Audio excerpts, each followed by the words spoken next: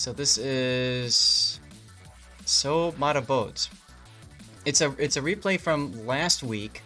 The person had, I think, subscribed and wanted it covered, but we just didn't have time. So I did make him aware we would cover it today, and he was cool with that. I just don't remember what his name is on Discord or whatever.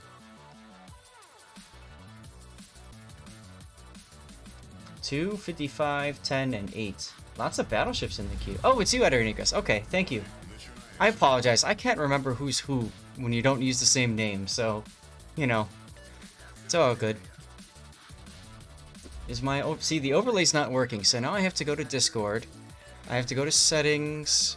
I have to go to Game Activity. And I have to turn it off. I have to delete the game activity and then add World of Warships back on again. And then I have to toggle the overlay on. And then I think then it'll work. If I sub, do you get to make... Yes, Mardraco, absolutely. Okay, so it loaded up, see? So that's what I had to do every time. And I'm wondering if that... And that's... Discord does not like finding the warship's binary for some reason. Yeah. And that's the issue. So if it's not recognizing it as a game, it's not going to put the overlay in. So, do you have a way to fix that, Ted, that you know of, or no? Nope. Okay. So this is just something I'm going to have to do every time. If I want it. If I'm not sure if manually navigating to... Do you have to do it every time, or...? Yeah, because when the game ends, it crashes, and it looks like you were talking about, I looked at the file path, and it's like bin, and then it's like a whole bunch of numbers and letters at the end. Yeah, that's going to be a build number. So what happens if you go and drop the replay into that file and not... Yeah, I don't know. And not just the base folder warships executable? I don't know, I've never tried that. Something I suppose I can mess with off stream. Okay, so anyways, Edernicas enjoy will do. Bulk of your team is going to the other side. This could potentially work because the Kremlin is a good anvil, like you sit there and force everybody to come after you. If I see how you play, you're never going to be allowed to tier 10 again, Mardraco? Dude, I've seen you stream. I know how you play. Why is that a problem?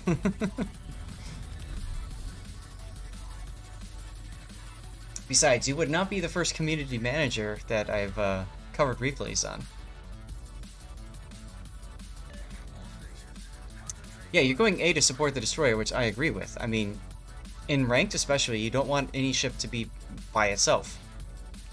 Shimakaze's lit up on radar from the Nevsky.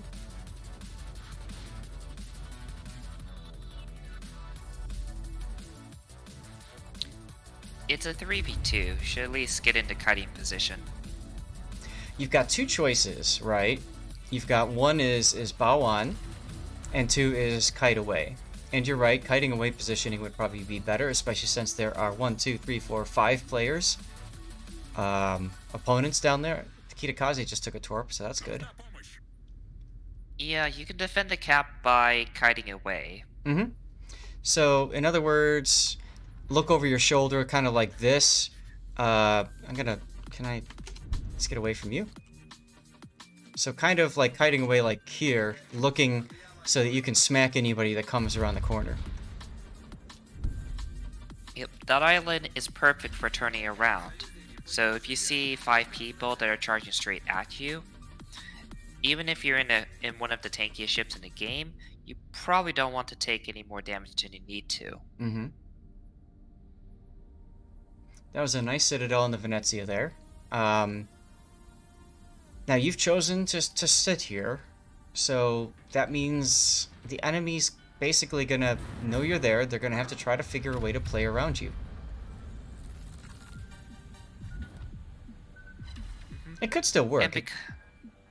It could work, but you only have 6 guns to use as opposed to 9, and you can't control the distance of engagement anymore.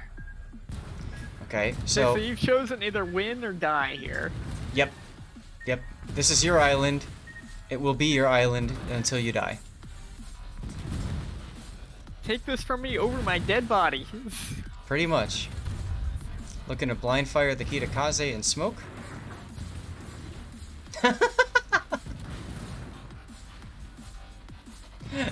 Oof.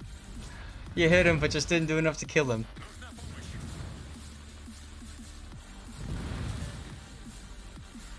Oh, look at the Nevsky next to you.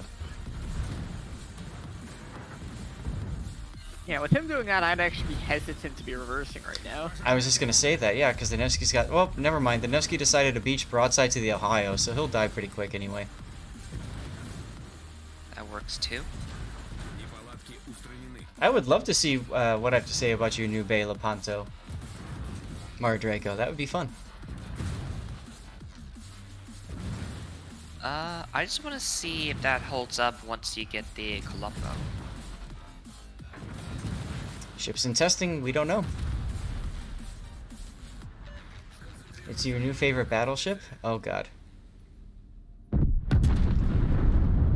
Game Prodigy gifted.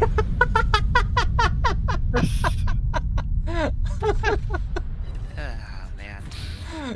Oh, Game problem Prodigy solved. gifted Kmari Trico a Oh, Nevsky subscription. unstuck Game himself, so now Prodigy you get gifted a torpedoed. tier 1 sub to Semerdrico. They have given 2 Well, gift this is subs where in you're the chat. supposed to get torped if he remembered he had torps. Oh, now he remembers, just in time to get Yeah. shot. But yeah. Too late. Even then, the torpedoes wouldn't have killed him. They won't kill him, but it's all Citadel if they're gonna It hit would've- midsection, it'll be Citadel damage, and that's only 10% healable, so it really cripples you. Mm-hmm. And you're staring at a Thunderer that's going to shoot Yeah. HE at you. Oh, goodness. Yeah, Mario Draco, what happened is Game Prodigy gifted you a sub, which means you get to send me a replay and I can cover it. I need a hypey mode. Thunder's I pretty do. sharply angled there, so aiming low for midsection like that just gets you bounces. Kitakaze, Kitakaze, Kitakaze, Kitakaze! Tunnel vision? There you go. Oh, why would you DCP that? You know torpedoes are probably coming from that Kita. Hey, look! Torpedoes. Oh, how You convenient. don't need to... You should have just fired one there. You didn't need to fire both. Mm. Alright, get those turrets turned to the right so that you can do a drive-by, although you're turning left. Okay. I mean, if anything, turn the turrets left and continue your turn, because the Yeah. Thunder was overturning. Oh, you want to crash. Why are you... Oh. Like, you could have just deleted the Thunderer here, no need to ram. And what's Venezia going to do? So, I understand your thinking here because that takes a battleship off the board. You guys are up on ships. That Venezia is low health. Assuming your salvo hits and connects and kills it, great. I don't know about you, but my standard ranked experience is thinking that I'm good and that we're up on ships. And then my team just finding ways to say, nah, dog, you're not winning this game. So, like, I don't know. So this is an acceptable play. Like the thing is, Thunder already took the cap. So by ramming him, then the nearest ship would be Ohio, and he's gonna take a bit to get to the cap. And you're trying to bet that your RNG won't kill your shots on Venezia. So it's a lot more risk than you need to take. When you can just outright delete the Thunderer, take the cap, or force Venezia to shoot at you to stall the cap. Either way, Venezia will die. Alright, well, it is time to take our characteristic death pick for those of you guys who are new to the stream. This is what we do when you send in replays and you die. It makes Deadliest Idiot feel very good about life, and it gives me content. It's what I use for my cover screens. As you can see, there he is, posting very happily in the chat. And you got him.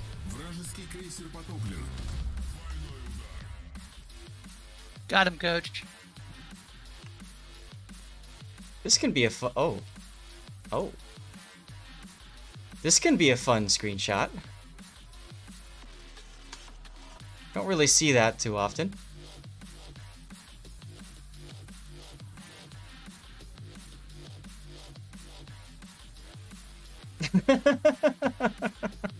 Yeah, that's my thought. SCT. So Yes. you can just delete the Thunderer for 0 HP loss, and then you can kill the Venezia early, sure, because you're a Kremlin, and retake the cap.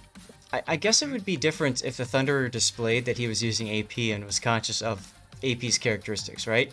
Because in that situation, maybe a ram is merited because in case you screw up the drive-by, you know. Oh my god, it's a Thunderer. I'm getting some Like, serious... Yeah, I'm getting some serious Hunt for Red October vibes here. Anyways.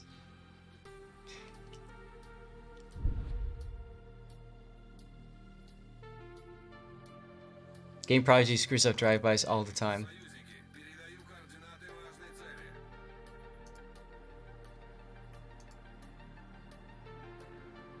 I wouldn't call what Game Prodigy does as a drive-by.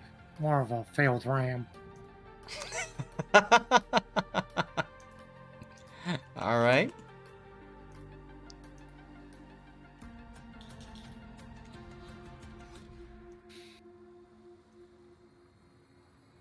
Alright, so now we just have to wait for the game, and we'll go on a little bit fast forward here just to get to the end quicker. Yeah, we're pretty sure you're going to win this game. It's a nice battle, but you know, definitely some things that you could take from there.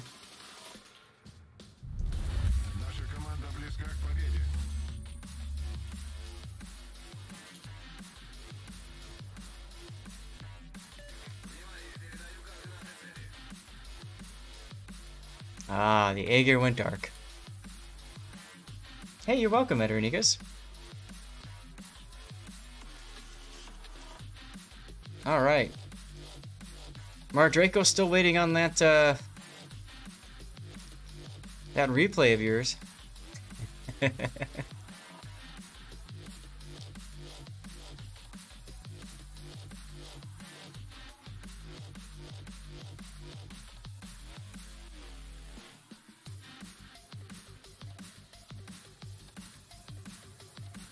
Alright, so let's see. So the game is loading.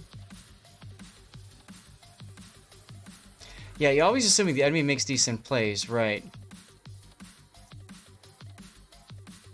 You stop screwing up in battle just for us? Perfect. Alright, so who's this in the Dunkerque?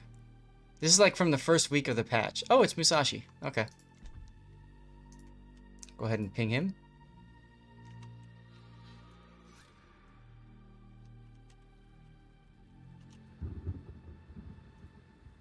All right, I got a replay from Mardraco.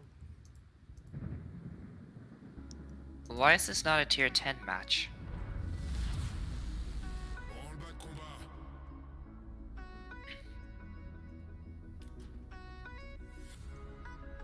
Why do you mean, why is it not a tier 10 match? I wanted to see Mardraco in a tier 10 match. Now I'm disappointed. Oh. Maybe you should watch his stream more often then. He streams on Thursdays, right? Because I'm pretty sure I was working last time he streamed. This is from yesterday. Okay, Mardraco. And by the way, yeah, that's I didn't realize that. This is the last week for the patch, so last chance for people to get their replays covered. Wow, I didn't realize that.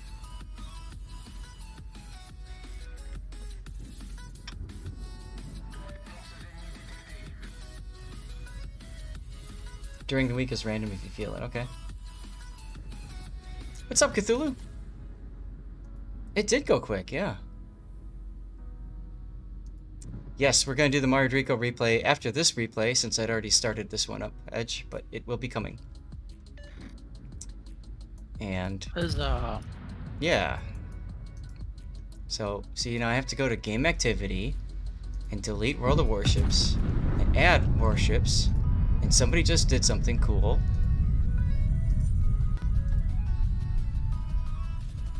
Who did something cool? C-Red! Credify just resubscribed for 7 months. Oh well, would you look at that. Hello from work, oh mighty Lord Admiral Captain Zath. Hey, C-Red, thank you very much for that sub again. Wow, 7 months you've been subscribing. Thank you so much, dude. It's good to see you again. And of course, if you've got a replay you want me to cover, make sure you let me know. Burn, that goes for you too. Kazme, thank you. Same thing with you if you're still here. We were deep in our discussion, so I didn't want to spend too much time thanking you, but it really means a lot that you and everybody else are subbing to the channel. So thank you guys. Sansi Sentinel is almost 1 year into subbing. Kazme's at 7 months. Awesome stuff. You guys are great. Thank you so much. I don't know what else to say. You guys are great. So Musashi is going deep into BCAP. I guess he doesn't. Wow, he doesn't care about the Ranger so much. Now, check out this island. He's using the island to block cover from the enemy battleship. Is now following. So the enemy battleship can't shoot back at him. It's a pretty good, actually a pretty good spot. Sansi Sentinel, yes, I can cover your Oland game. Greg Zaris, thank you very much for the follow. C-Red, I have no idea. I can't remember. So if you can't remember either, then don't worry. You can hold it for next time.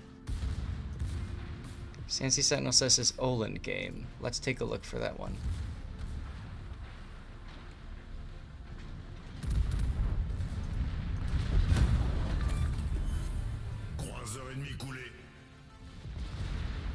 Surprise, you killed the Omaha that was YOLOing in the middle. I was about to say, you're about to miss the obligatory exploding Omaha.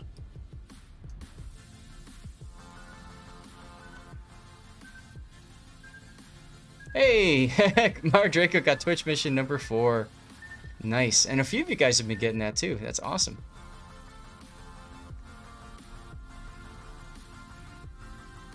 Alright, okay, the overlay is showing up. I wonder if I did it on the main game, if it would show up for replays. I'll have to try that sometime off stream.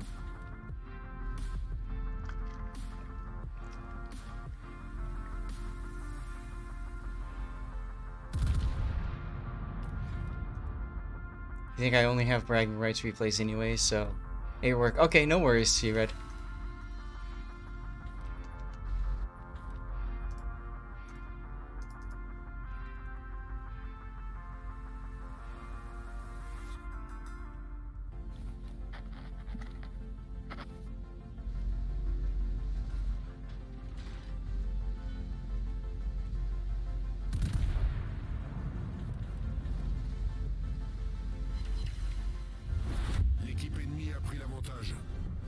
This is a very risky maneuver here. You've got Congo Dunkerque on your broadside. But by doing this, you can have a decisive impact on the south, assuming nobody like really cares about you. Somebody is shooting at you though.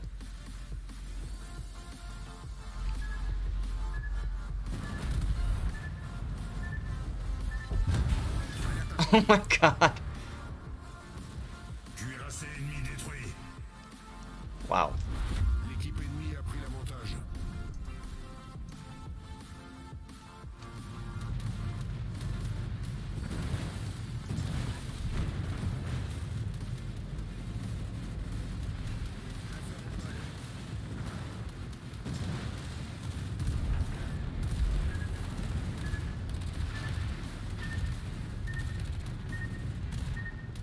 Red October maneuver, nice.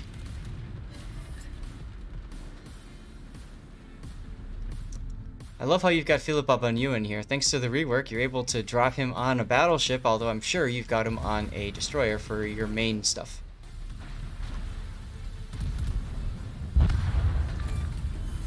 Shocker, you killed the Bodioni.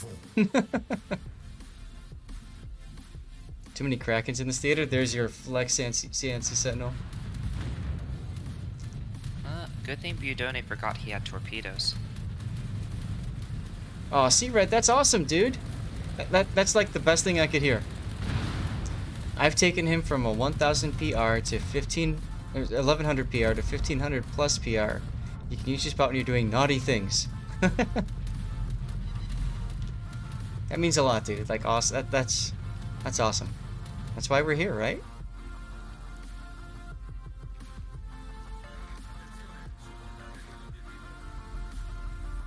Yeah, beware the Bodioni if you're within 4 kilometers. True, because he's got those torpedoes. Peter Velicki is just completely ignoring you. That's gonna hurt him. The fun part's about playing at lower tiers. People tend to forget other players exist. Hmm.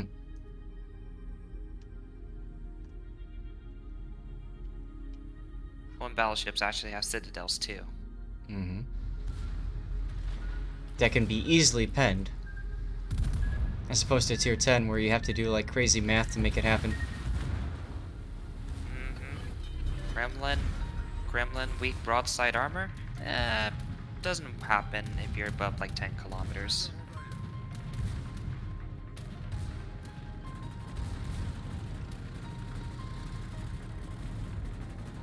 Deadliest, that's hilarious. Yeah, you just got in your first 2 tier 8s, Red? That's hilarious. It's a long time ago, huh? It's fun to look back and see how far you've grown.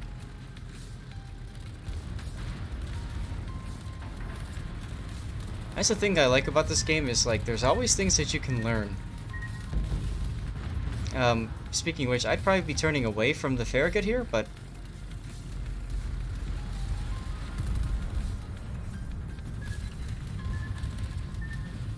oh, aim too low, you ricocheted off of him. SAT, would you be shooting HE at the Cavor here? Yep, HE would work. That's kind of what I was thinking on too. You turn on the destroyer because no fear. Well, the problem with turning on the destroyer is you give that broadside to the Cavor, so. And I would be worried about turning broadside to get the turret angles because that might have caused Fletcher to launch his torps at a very inconvenient time. Mm-hmm. Aim for the back. Aim for right here. I wouldn't aim midsection like that because you might bounce off his hull. Or just get 3 citadels. Never mind. Well, it's Ranger. Anytime you hit it, it's a citadel. You should play nothing but your Des Moines. Well, yeah. I mean, if you find a ship that you enjoy, then spam that ship by all means. Des Moines is a very powerful ship. I like how you're just ignoring, like you're like, I fired those torps and I know I'm gonna, or those guns and I know I'm gonna kill him, so I'm just gonna look away. Looking for your next victim already. Oh my goodness, we have ourselves a raid.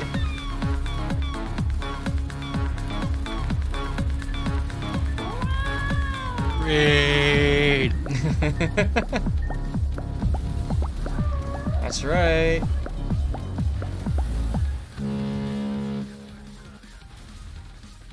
Thank you so much for the raid there, Maeve Ravel. I hope you had a great stream. Hello everybody, we are doing some warships replays right now. It's raid run. We're just doing some replays here. We're just watching Musashi just go around and wreck things in his Dunkirk, and I have my dirty water.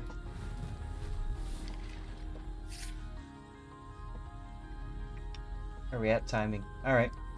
We'll probably do Mara Drake. Well, let's see how this game ends. How long it takes. It probably won't take that much longer. Maveravel raided my stream with 8 viewers. Tito Black. TTO Black. Thank you for the follow. Titio_Black is now following. Puddin', do we have a giveaway going? Yeah. Sweetness. Alright, so ladies and gentlemen, if you want to get in, all you have to do is hit ! ticket and be a follower, and you get in. What are we giving away? Oh, never mind. You just did it wrong. We'll be giving away a container right after this one? Sounds good to me. Red Wing Nut has won. Congratulations. Red Wing was one of our newer followers. He just joined in, a couple of streams ago when Fem raided. So that's pretty cool. Yeah, he's only been following for 2 weeks, and he won. It's awesome. Woo! Right?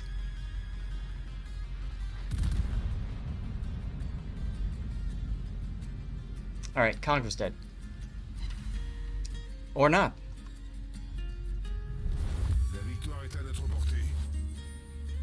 Better than 8 bloody minutes. Duckman, you're still sore about that one? For those of you guys who don't know, somebody won a CC container and they've been following for 8 minutes. Meanwhile, Duckman, like, keeps trying to win every day, and it's becoming kind of a meme that he doesn't. Got luck. Got In luck your stream, indeed. even. Right? Okay, let's move this one to the done pile. Mar Draco, here comes your Oland, and then we will do a break, and we will continue replay analysis.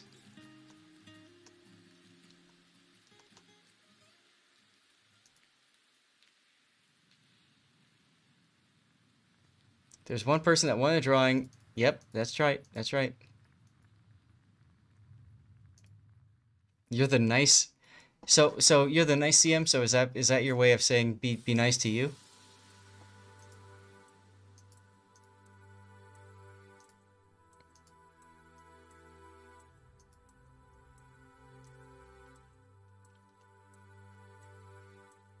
Let's see. Game activity overlay on. All right, that should show up now. Oh, you're taking this into ranked battles. Oh. Oh.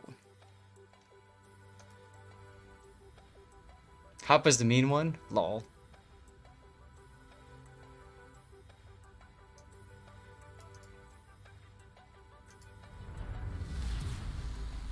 You torqued you? Oh, wow. Oof. Mar Draco, please tell me he wasn't on your team or division with you when he torpedoed you. Because I have a feeling that would lead to certain discussions off stream. He only did it one time. Clearly somebody's not played with Zach. Ranked Fletcher, okay. Oh god, he was in your div.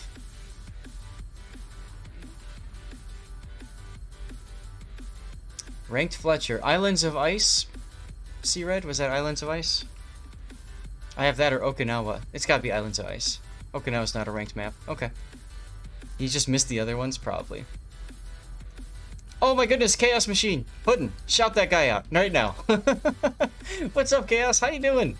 I'm like fangirling now because he's hanging out in my stream. Like I usually hang out with him and stuff, and I say hello, and he's got all these like cool sound effects to play and stuff, and I'm just kind of bleh. Chaos But is awesome. Chaos is unbelievable. This absolutely. There's the shout out. Thank you very much, Puddin'. Ladies and gentlemen, check out Chaos Machine if you get a chance. He is a Greek. He's a Greek community contributor. Awesome dude. Very fun to hang out with. Always extremely positive. You know, like he truly cares about everybody. So say hi to him. Go give him a follow. Watch his streams. They're a lot of fun. Oh my god, the amount of energy he has. I have no idea how he has all that energy. It's got to be like coffee, but like, you know, the Italian European style coffee where it's like that little cup full of like a real high energy stuff. But he's probably got like a full mug full of that, and that's probably what he drinks. That's got to be it. Secret recipe of coffee. See, I knew it. I knew it. Sharky says, any man who brings forth chaos is a man I can respect. Well, we're watching... Well, GP will be happy I died doing that shout out. Well, thank you for your sacrifice. So we haven't talked about your... Oh, Commander Crazy. We haven't talked at all about the setup in this game. This is a ranked battle, and by bringing your Lepanto, you are forcing an enemy to bring a tier 9 battleship, and that's the Iowa. You've got a Yamato to deal with your Conqueror as your teammate. So your Conqueror is going to play probably far in the back, and he's probably going to spam HE. As I say that, there's HE cells going for the Yamato. And, oh, you're on 2 fires somehow. You might want to heal. Like, you're already getting the max heal benefits. You might as well heal. The sooner you can do that, the better. Is he not using a commander? What? His rank... His detection is 13.4 base. He has to be using a commander.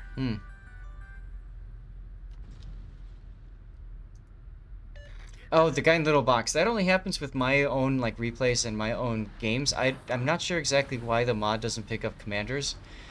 I was really hoping it would, Deadliest, because I thought that would be really nice to be able to have, you know, good information for us to know, but it doesn't seem to work that way, unfortunately. Most players don't heal quickly enough when they're at max heal. Yes. Yes, they wait too long. It would be great feedback, Deadliest. I agree. It's okay if you're at if you're near full health. You can just get the AR bonus. Now, the Italian battleships have SAP, and of course, that's a special type of ammo that basically tears apart weak armored ships, like the Minotaur that you see there, or the Smolensk. The AP is quite strong, quite potent, especially against other battleships and cruisers that are showing you, you know, the good old-fashioned broadside. Now, the Lepanto also has smoke. It's got that special fuel oil smoke, which allows it to go dark and crawl forward and blap something. Right here, I'd be shooting at the Daring. I'm not worried about the Minotaur, Smolensk, and Smolensk. I want to get that Daring off the board as quickly as possible. There you go. You see him now.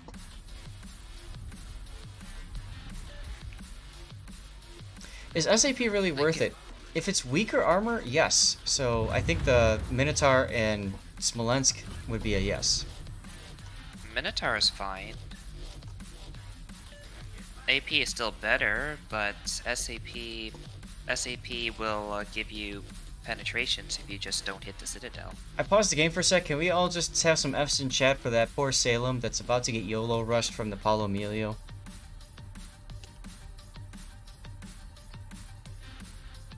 F. There you go. My money's on a Salem. I'm betting on Friesland. How many guns in this thing? It's quad turrets times 3, so 12. Oh, there goes the Salem.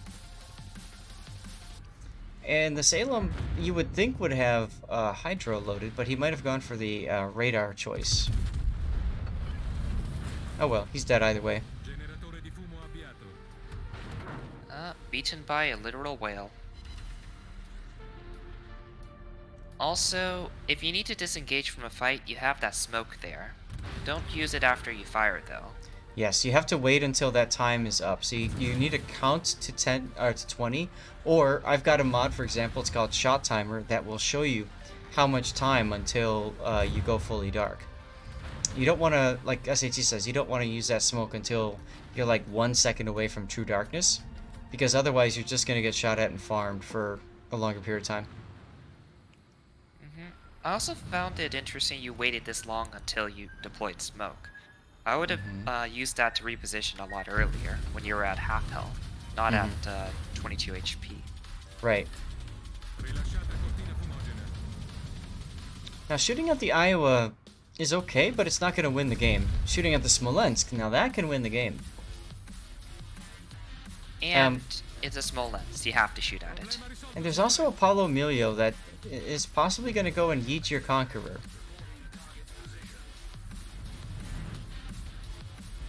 You're looking at him? I'd be okay. I'd be okay with Paulo Emilio YOLOing a Conqueror. That's one less person that can save the star. Okay, true.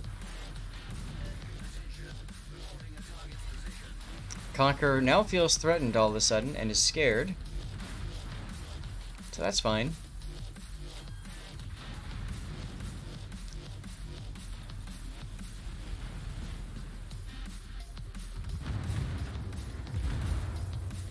I'm not sure that I would go in this deep at this point in the game. Maybe you're trying to take cover?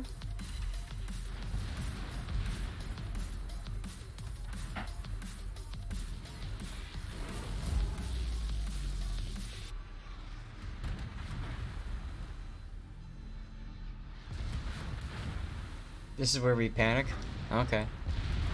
Well, you've got that Smolensk that's just gonna sit there and hold down left mouse button on you. Now, by turning this direction, you give him more area to shoot of you. So he can set you on fire again, and the Smolensk is now getting some shots on you. Fortunately, Unfortunately, the daring just got killed, so that's good. Your other flank is now secured. And I like how your Conqueror is, I guess, calling you brain dead. Generally speaking, like you said, you don't want to, you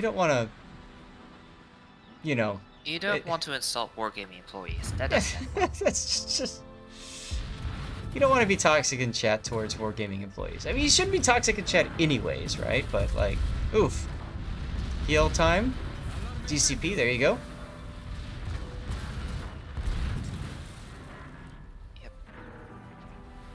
So right now, your Lepanto is, well, definitely not in a good situation.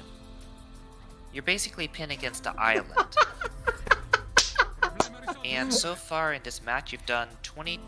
Not even 25k damage, so you haven't really been outputting too much damage. Now heal, there you go, you're taking too long to heal. Okay, so pause for a second. What is happening to Mara Draco happens so much when you get people that are toxic in chat, and that is they take you out of the game. You probably would have used that heal about 10-15 seconds earlier had you not been focused on the fact that this other battleship in the back of the map is complaining about what you're doing. But, you know, I digress. And I love what you said right there. I love how you said you used it for other purposes. Yeah, you're busy typing, exactly. And that takes you out of the game. And that slows your reaction time. And that reduces your ability to impact the battle, of course. And it could be a decisive thing, too, so... Yep. It's easy to turn into keyboard warrior mode, and as you can see now, you're not fighting with him on chat, that's important, right? You're just focused on the game. How can I kill this Minotaur that clearly overpushed and is approaching that Stalingrad? You're taking two people arguing takes them both out of the game, so that could have almost led you to dying and Conquer getting YOLO melee rushed. I'm sure the enemy would love it, though. Well, that's the thing. Like, when we play ranked, especially, we never see what the other team chat says, right? We just see what's in all chat. And when it goes to all chat from the enemy team, you know it's pretty spicy at that point. You know it's been going for a good couple minutes. Stalingrad just executes the Minotaur. Beautiful.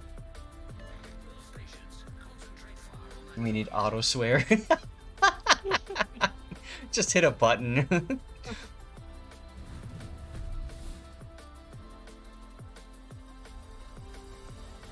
So, general things to work on, especially during the mid game when you were positioned just to the right of ACAP, you were trading against 3 or 4 different ships, and you lost a lot more HP than you did damage. That's something you need to avoid.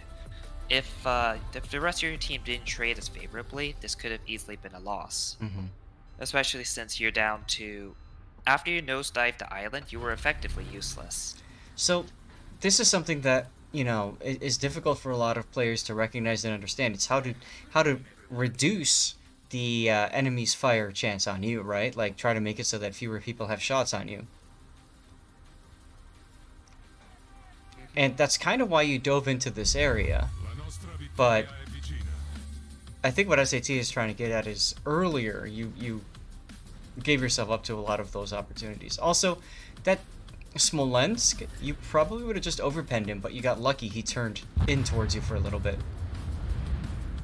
Yep. Smolensk, I would always fire SAP. Yeah. I don't see a reason in using AP since it overpens so much.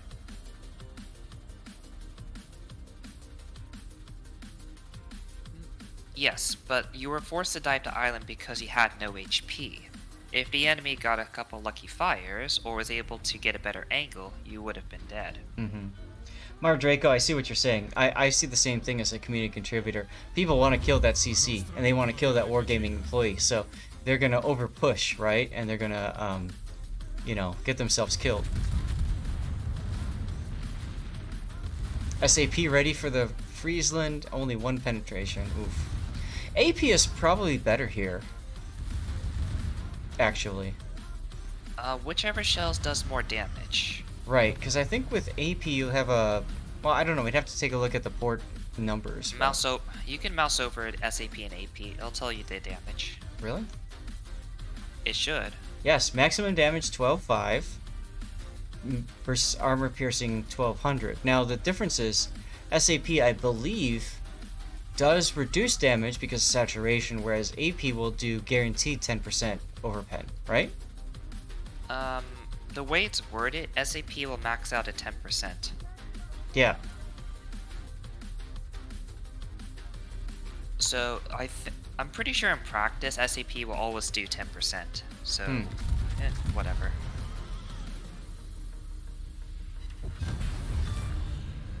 There you go, 2 penetrations.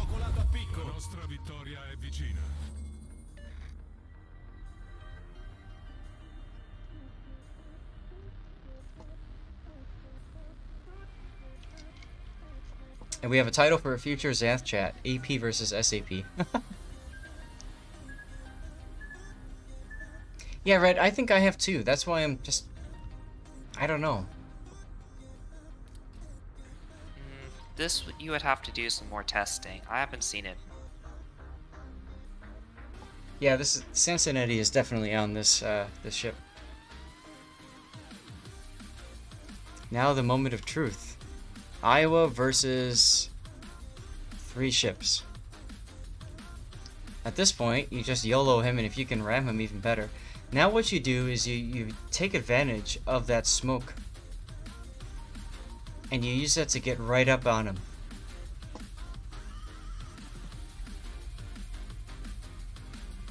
Okay, Burn, sounds good. You sent me a Lepanto as well. Do you want me to use that for your prioritized sub replay for this month? Let me know.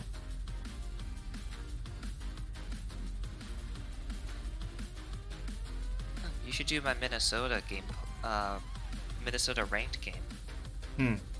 People are showing off their fancy Lepantos, and I'm here trucking along at probably 2 miles per hour. Never let It's an overestimate. See, I wouldn't have shot here. I would have smoked, moved the guns left, and just head due south along the island. Get on his side, and then just blap him on the side there, and there's nothing he can do about you.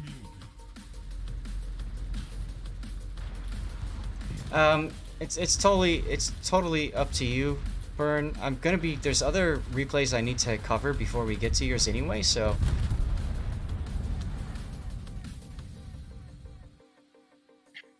SAP is a better choice against Iowa here. You can hit his bow at much better angles.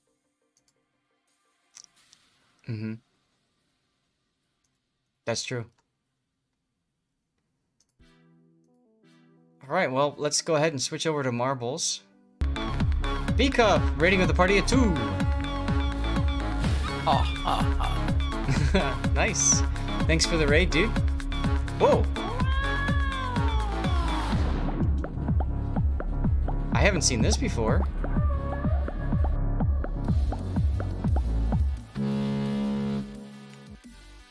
This is cool. Like, this is like a massive funnel. Alright guys, hit exclamation point play to get in. I'm gonna go ahead and join myself. We'll start a 3-minute countdown. We'll run a 3-minute ad, and then we will be back for some more replay analysis in a little bit. B-Cup, thank you very much for the raid again. Here we go.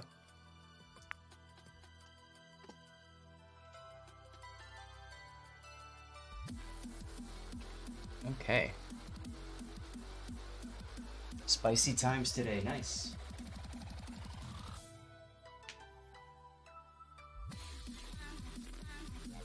Kupchenko raided my stream with 2 viewers.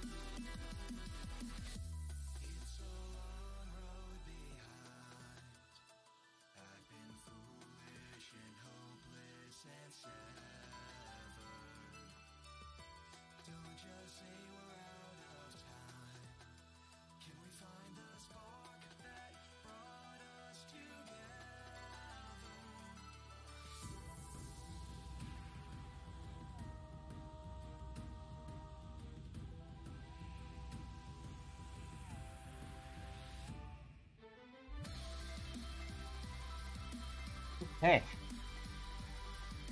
Stevie is very comfortable down there.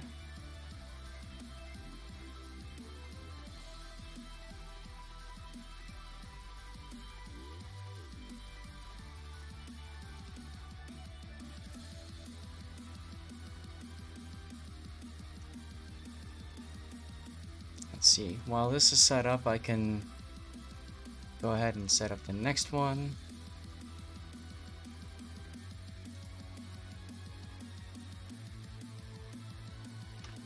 Alright. 20 seconds to go. I'm just curious, have you guys been getting any ads? That was something we've been dealing with Twitch. Sometimes I'll run an ad break and it'll work, and sometimes it won't. So I'm just curious if that's been happening to you or not.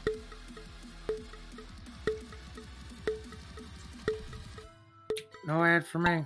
Okay. Yeah, if you're a sub, you shouldn't be getting any ads. You pay to miss out on the fun. There you go. Even beforehand? Okay. Yeah, I don't understand why, because I'll give it the command, but other people will say that they got some, so... But yeah, you're not supposed to get ads when you sub, so that's one of the perks. As always, quad Q! In the lead. No, maybe. Nope. Greg in the lead now. Coming on down. Now, if you get down on the bottom, you get that extra... Oh! Extra boost. That could yeet you off the level like Raining Recon. Rip Raining. Kyo's in first place now, heading to the funnel. Almost, right, Quad? There he is. Racing along.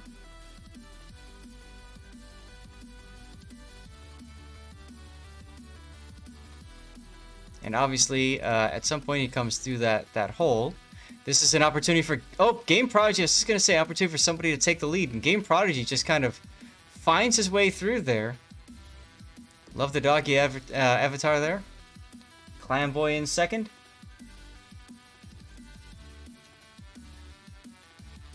the ads are garbage, Cthulhu. Gotcha. Oh, and then Claim Boy gets off the level. Oh, there goes Deadliest. That's a death pick if I ever saw one. Oh, great one. Bird going down. To me, the ads are just an opportunity for me to, like, get up and stretch, go pee, whatever I need to do.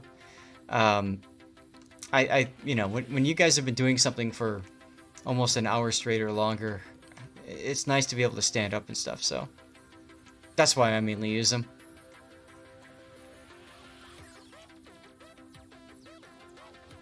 Game Prodigy still in the lead. Cthulhu close on his tail. Oh, there I go. Rip me. Boost and the boost.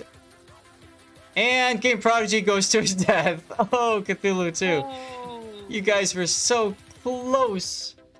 Foul. Oh, Max goes down. B-Cup almost had it, goes down. Max Vladimus? Max Vladimus wins our CC container. Look at everybody dying. Ooh, full metal There you go. guy. You just got yeeted off. There goes Quad Q. There goes Docman. There goes Red Reader. SAT score is probably gone. Yep, he just bounced off the top. Squizzer didn't quite make it. Edge didn't quite make it. Oh my goodness. Wow, this is a pretty fun level, huh? For those who survive. Max says first ever CC container. Nice, dude. You have to tell us what you got. Right on. There's Mara Draco. There goes Mara Draco. There's Cosmos. There goes Cosmos. Oof. I guess the boost is just too powerful, huh? Apparently. And I think Red Wing will be our last finisher. There it is. Greg got third. Nice. Max has been following for just under a month. Thank you for the followage, my dude.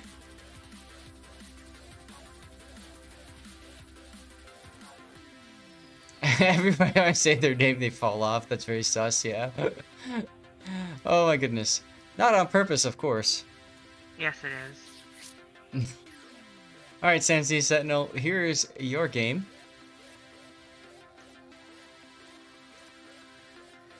How you doing, Zap? Fine, thanks. How are you? Doing well, thank you. Good, good, good.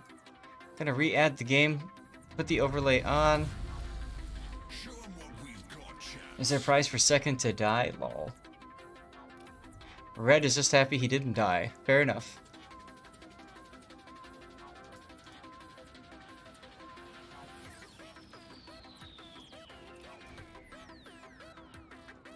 Alright, Sand. Well, Oland, huh? Bottom tier. But no carriers, at least. Yeah, I was lucky in that. I'm trying to make my way to Holland for the first time. I've been having a hard time. Musashi gave me a few tips on your Discord. I saw. So these were a couple of games. This was just a couple of games. After that, I was trying to be a lot more careful and calculated in what I was doing. Mm-hmm. What captain skills do you have? Yes, Dustin. Daylight savings occurred today. For America. At the moment, this was a 10-point captain. I have preventive maintenance. I have Last stand. what's my two? Last stand. I have survivability expert, and I have concealment. Yep, so you got the core build. There you go. So, And then between Oland and Friesland, I've been running the same captain, and I went ahead and put the next 3 points into torpedo, the torpedo reload one. okay.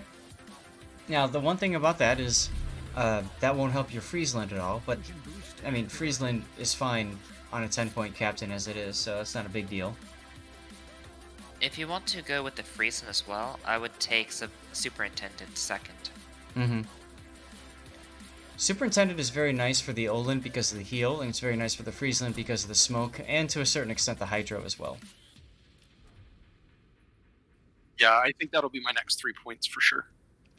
Now, generally speaking, in my opinion, these lines are more about luck-chucking torps than about using your guns. I mean, you can do a gunboat build, of course, but I find that the premium versions of these ships are better with gunboat builds.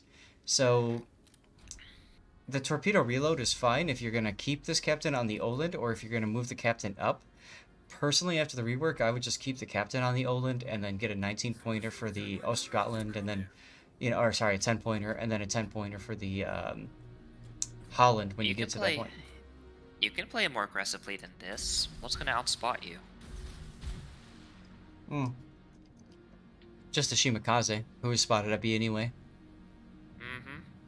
You're letting Marceau take the front, and he is the he's gonna get spotted long before, and you know someone's in the cap. But look at where that Wooster showed up. If he was playing more aggressive and the Wooster pressed his I win button, that could have been a real big problem. I would have been okay with that. You have a heal, and as long as if you're good enough at dodging, you will only take a little bit of damage. In any case, I would be a bit more aggressive at the beginning. You can use that island there at around D7 to get close, and then just kind of start kiting out. Yeah. To me, the Oland is where the Pan-European destroyers got really fun. Because you get the heal, you get the defensive fire. It just gives you so many more little tricks in your trade, you know? Oh yeah, and the Wooster will be hiding behind the island, so he doesn't have any DPM if he's shooting the island. Lizard feel the I win button for the Wooster is radar. So if you're within radar range, you hit that button and you win because you can detect the destroyers and just hold down left mouse button and they can die. So that's why I call it the I win button.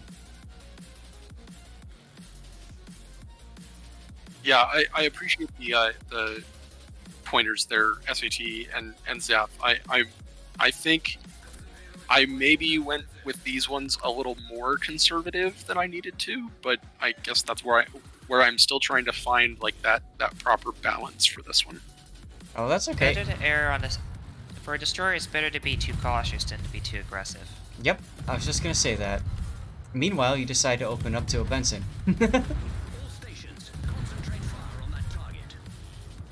Yeah, I would not. I would wait a bit before opening up because I want to get behind that island. Mm-hmm. You are now, though, so that's good. Yamato robs you of killing that Alabama.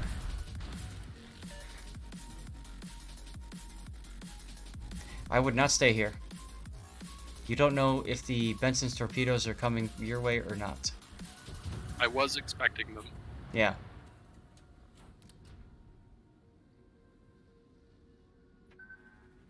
Hey, look, torpedoes! Shocked.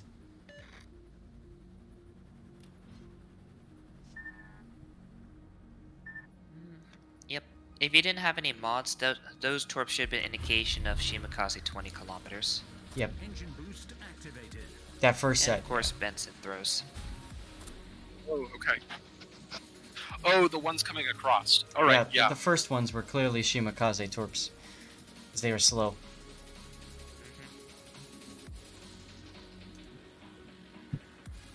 15,000 coal from the CC container. Nice. Benson must have Dazzle. Why do you say that? He might. If your shots go off target, it's because of Dazzle now. Ah.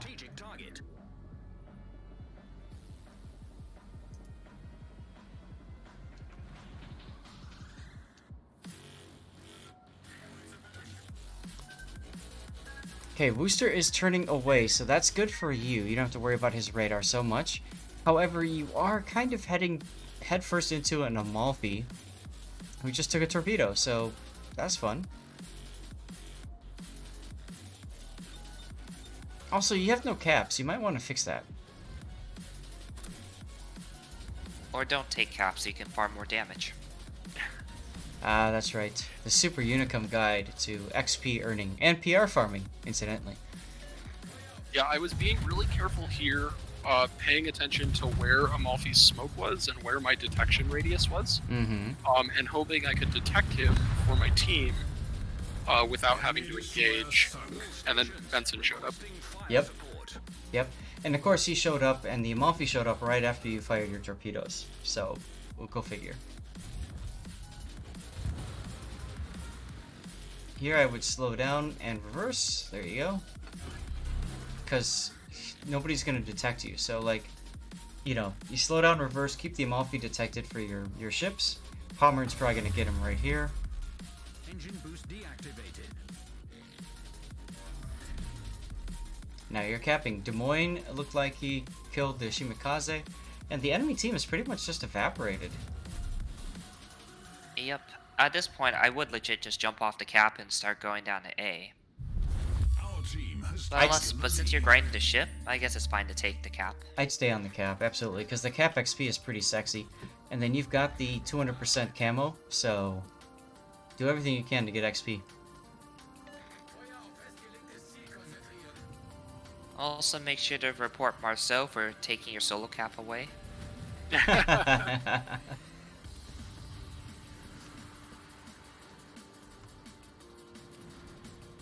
You put speed boost on your summers and didn't grab hit points. It was experimenting, forgot to change it, but no doubloons to respect a 20-pointer. Gotcha, Lizard. Swift and Silence isn't a bad idea for the summers, because the summers, if I remember right, does not get engine boost as a consumable. So It does. It does? It does. Huh. I thought it didn't have it. I apologize. There's only a few ships that don't have it, and I'm pretty sure only the Black does not have speed boost for American destroyers. Okay. Maybe that's what because I was playing Black on ranked last weekend. Maybe that's what I was thinking of. Well, actually, technically, Black can take. Yeah. Hold on. It gives up radar though. Is it radar and defensive AA or radar and speed boost? I need to go double check. I can't remember. You get to 47 knots with flag and with boost, flag, and switch to silence. Got it. Oh, it carries all three. Right, but it's in It one carries- slot, so you have to choose between one of them, right? Yep, that's correct. Yeah.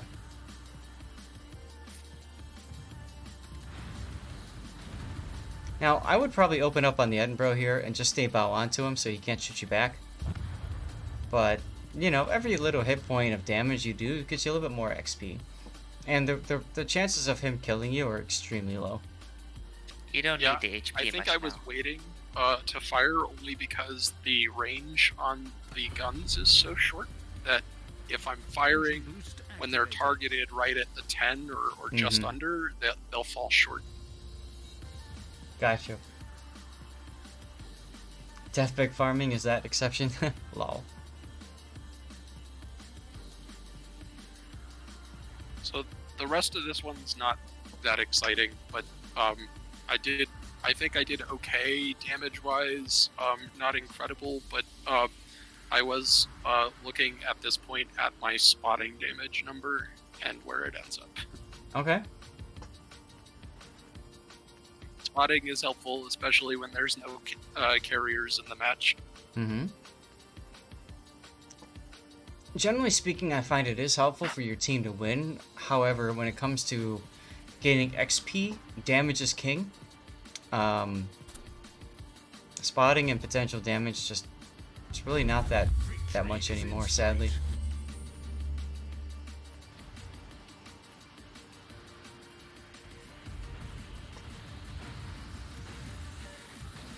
Kill steal is 10%. Yes, if you can get a kill, you do get 10% of that ship's XP for that kill. So it's like very much worth it to open up on something that's almost dead to try to get the kill. I just did that this morning in my daring. Stalingrad had a Salem down to 54 HP. I came around the island just enough to put an AP shell through his nose. Nice.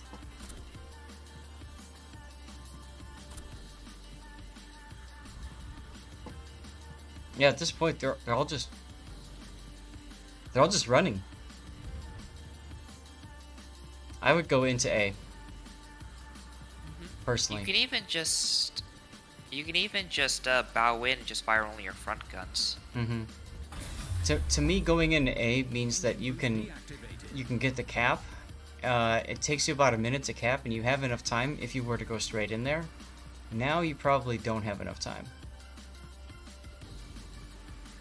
But that's XP you could have gotten.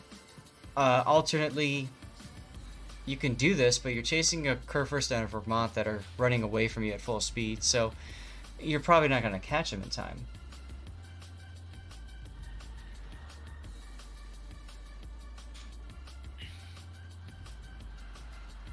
Yeah, I should have gotten the cap. Yeah. There's not much difference. It's basically like 99 versus 100% EXP. Mm-hmm. I don't count it as much.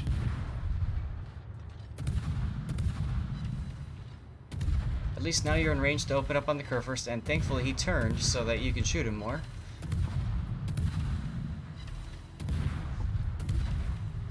As you open up with your little pew-pew guns, and that's game.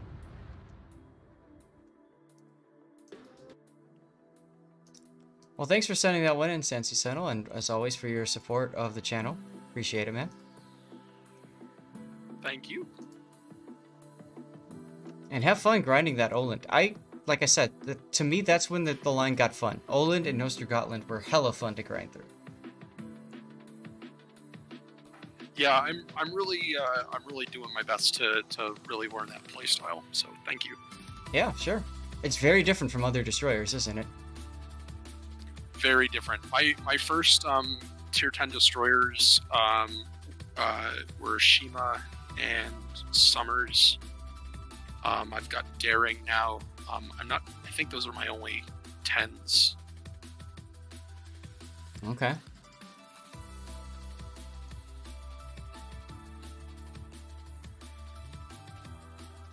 Well, take So your time. It's very Enjoy it. interesting to play with destroyers that aren't smoke, that don't use the smoke, that don't have. I mean, these are stealthy, but don't have that ability to disengage the same way. Mm-hmm. The line will teach you how to choose your engagement, because you have to be really picky. Yep. This is UC Red, and Stevie is now hanging out on my lap. He wanted some love. I think he probably got a little bit of a snack. This is a ranked game, yes.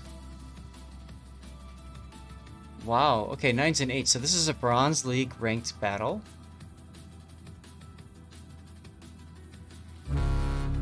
Okay. Rating says pets. I'm petting him. Jonas.com is now following. Jonas, thank you very much for the follow. Or Joan Easy. John Easy? Maybe that's how it is.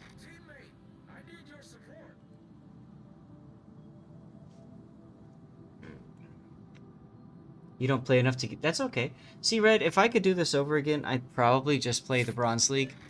Silver League has more steel, but Bronze League has more fun.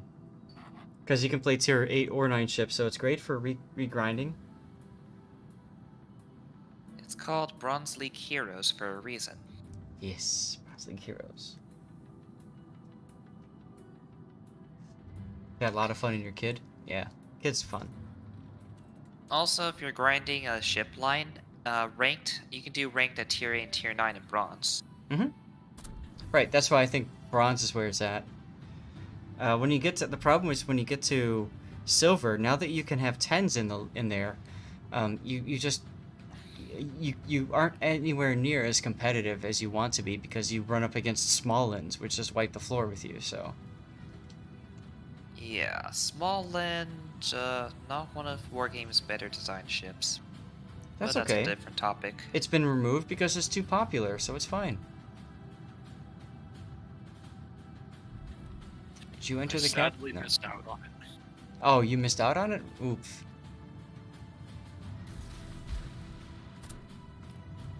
Yeah, I had some work stuff that I really didn't get an opportunity to play much through the end of December through February, and Don't smoke. so I was like, I think 550,000 free XP short on getting it. Mm. Two things here. One, I probably would not have smoked and ran. I mean, running is good, but smoking... The Alaska's got radar. And then the Jutland, I probably would have torped right at the edge of the island because he was probably going to stop and smoke. So, a couple things. One, you kind of focus on Alaska for too long. Mm-hmm. Like, that allowed the Jutland to literally go up to you and start firing immediately. That cost a couple seconds of reaction time. Yep. And yes, this smoke was also not very good either. You shouldn't even have fired. You should have just said, screw you, I'm out of here. Right. If Alaska wants to detect you, he must radar. You tried to rank out in Kansas, it didn't work, Mr. J. So, the way that I look at it in bronze is if it didn't work, that's okay. Keep playing Kansas. Like, finish the grind in ranked, because the games are just so much quicker. Your XP earnings over the course of time are greater than if you were to play Kansas in randoms. So personally, I would spam games of Kansas in ranked, and then not worried about changing it out to something else. And then you eventually get to Minnesota, you can try and rank out at that. Right? Basically what I did. Were you able to rank out in it? Didn't want to. I just got my 12 wins. I was like, yeah, I'm okay. See, that's where I was with it too this season. I kind of felt like I didn't really care to play more than that. And when the reset occurs on Wednesday, I don't know what I'm going to do because I'm not grinding any ships now. This is where you create an alt account. God, no. I'll probably just end up spamming midway games and just ruining everyone else's experience. Oh, hello CV main.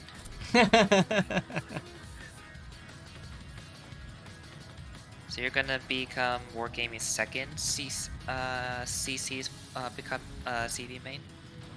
No. I doubt that I would play enough games of CV to be considered a CV main, but I've always been more of a generalist. I just look at it as what's gonna give me the biggest impact on the game in ranked. And to me, ranked, it's you run into so many, and we should have talked about this before. We run into so many people that don't know how to deal with carriers, the fundamentals of how to deal with carriers. You know. Pitch and Jen, I thought was the solution.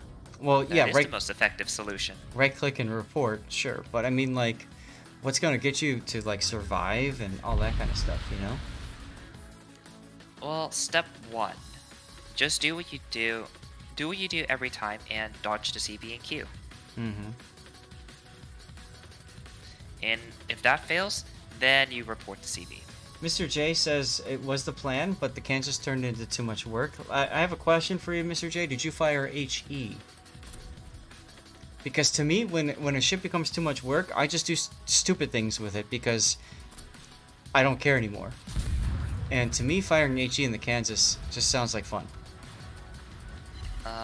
Why is your Fletcher sitting here? You can literally just keep going up the 3 line.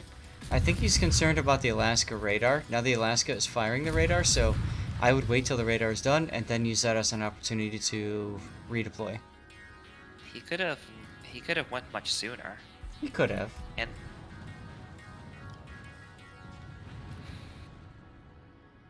Play Friesland, my first game against Enterprise. You killed 17 planes off the bat. Never bothered you. Lol.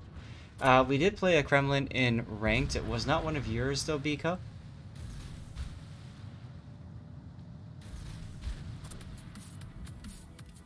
Kansas AP works fine once you stop aiming for citadels. Well, yeah, but the reason I was asking if you played HE is just because it's a very different ship when you just spam HE out of it. You try to hunt the Grand AP citadels, yeah, of course. Oh my god, Vanguard. Well, this is the end of our patch cycle. Stevie... Nice. Stevie is currently getting fur all over my nice new Fabletics clothing. That's okay, though. Oh, look, a Minnesota. Also, your team basically died. So that happened. the Alaska costs you too much time. Yeah. Part of that was because he didn't. He went up to that island. You could have. You kind of stayed around A for too long. You should have moved out just as soon as his radar was done. Not the last radar, but the one first, before yeah. that. Right. Because that would allow you to reposition and get on the flank of the Alaska for torpedoes or guns or whatever. Yep. The game's not over yet. I would hold your second salvo of torpedoes. I would count to 25 or 30 seconds in your head, and then fire those torpedoes. Oh look, Jutland! You're on your own basically, because your FDG is nowhere near helping. So, good luck.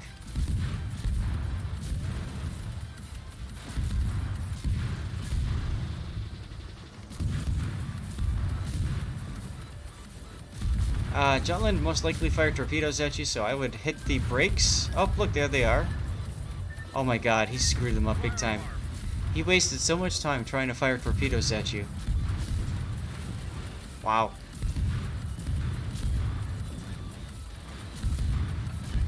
Report to Fabletics about the cat absorption quotient. There you go. Problem solved, sir. That's right, this clothing sucks because it shows too much cat fur. Rawr. Jutland shows the problems of single firing torps against destroyers. Mm-hmm. Because of that, what would have been a very close trade would have easily went to your favor. Yeah, in other words, if he had been just luck chucking those torpedoes at regular spread instead of trying to single fire, he'd have his guns quicker and be able to possibly kill you, especially if he had AP loaded. If he didn't have torpedoes, he would win. Mm-hmm. Pretty common problem among destroyer players, actually. You see it all the time in ranked. People try to get their torpedoes out at the start of the fight, and they lose about 3 or 4 destroyer salvos. And that easily, it adds up to about 5k, which is 1/4 of a destroyer's HP. Yep. Now the Minnesota continues to move into A cap. Your Frederick is there. You're turning back to support the Minnesota, or support your Frederick against the Minnesota. Makes sense. Caesarion is now following. Okay, Zarian, thank you very much for the follow. You okay there, buddy? Thought I felt something on his mouth.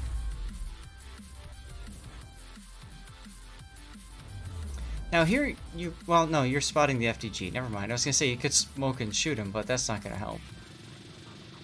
You're dependent on your FTG to live so that you can spot things and shoot. Stevie's very cute. He's my boy. And at some point he's gonna get tired of being in front of all of you guys, but for right now, he is happy. Right, Stevie? He's happy. He probably just got fed a snack, so he wants to spend daddy time. And then when he's done with daddy time, he'll go to his bed. Minnesota is stuck in a reversing cycle. This could work. Alright.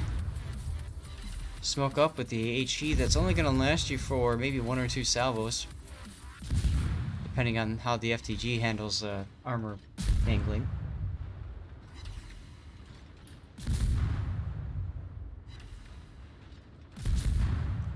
You always load AP at the start of clan battles. Nice. Yeah, Jutland AP is pretty good.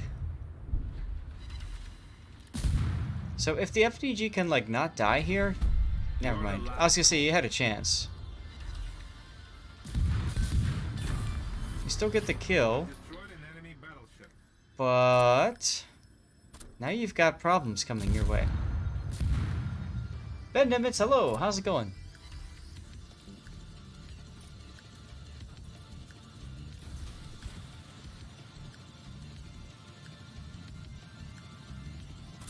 We might have a death pick here. Let's see what happens. You've got engine boost capabilities. It's time to use it. Motor away. There you go. You're going to lose in 1 minute unless you're able to kill this. Why is he turning? Why is he turning?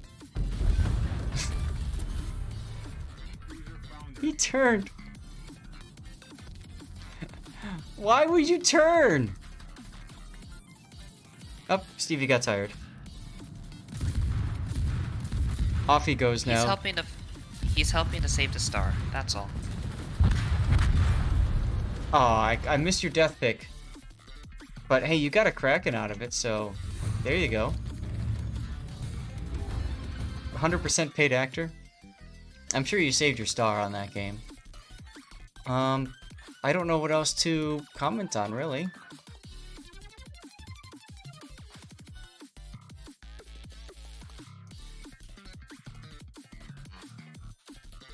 Let's see. Alright. Adding warships. Turning the overlay back on again. A Thanos Kraken. Yes, it was, right?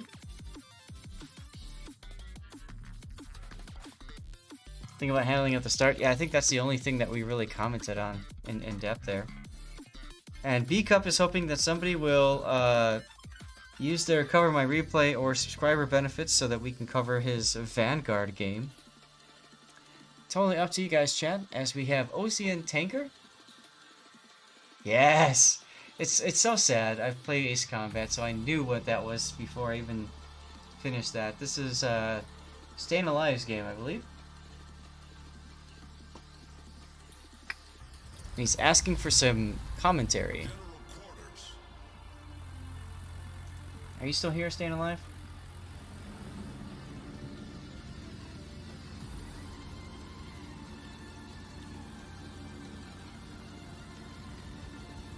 God, I can't type. Cthulhu, take care, man. Thank you for hanging out, as always. Good to see you.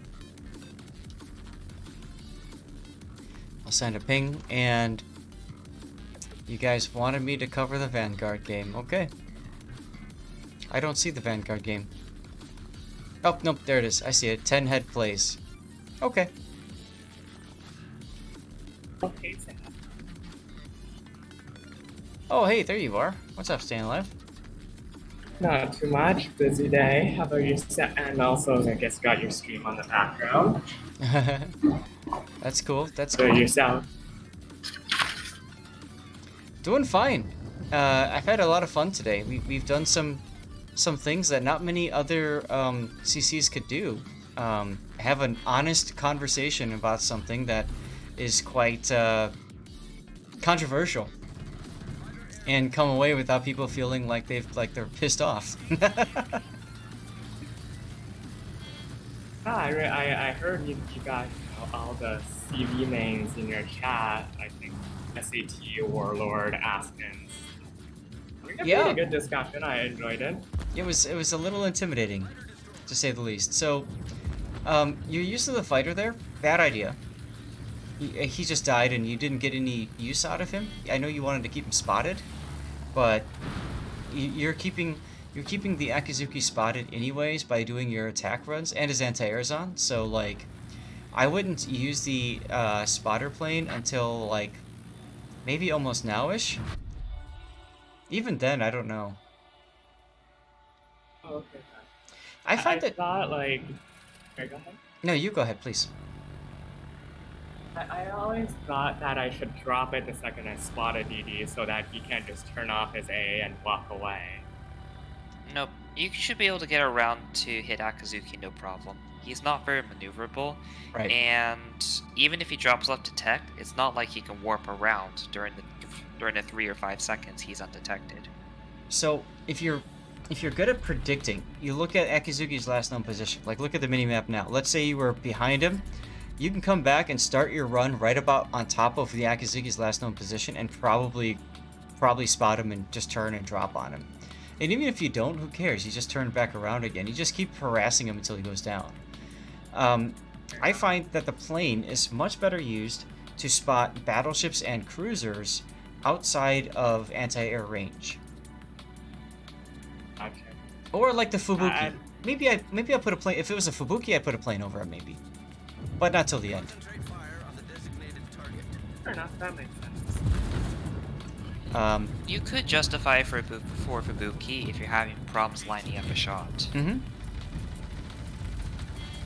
Good use of repair party. That's something that I kind of suck at. You took the flak and then repaired. I'd F off immediately here. There you go.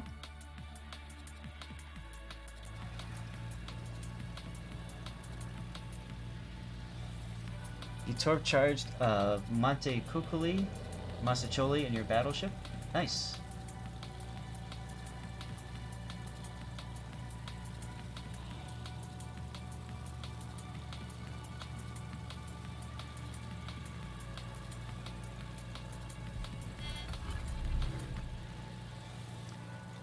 Now, engine boost here. What are you trying to get to quickly?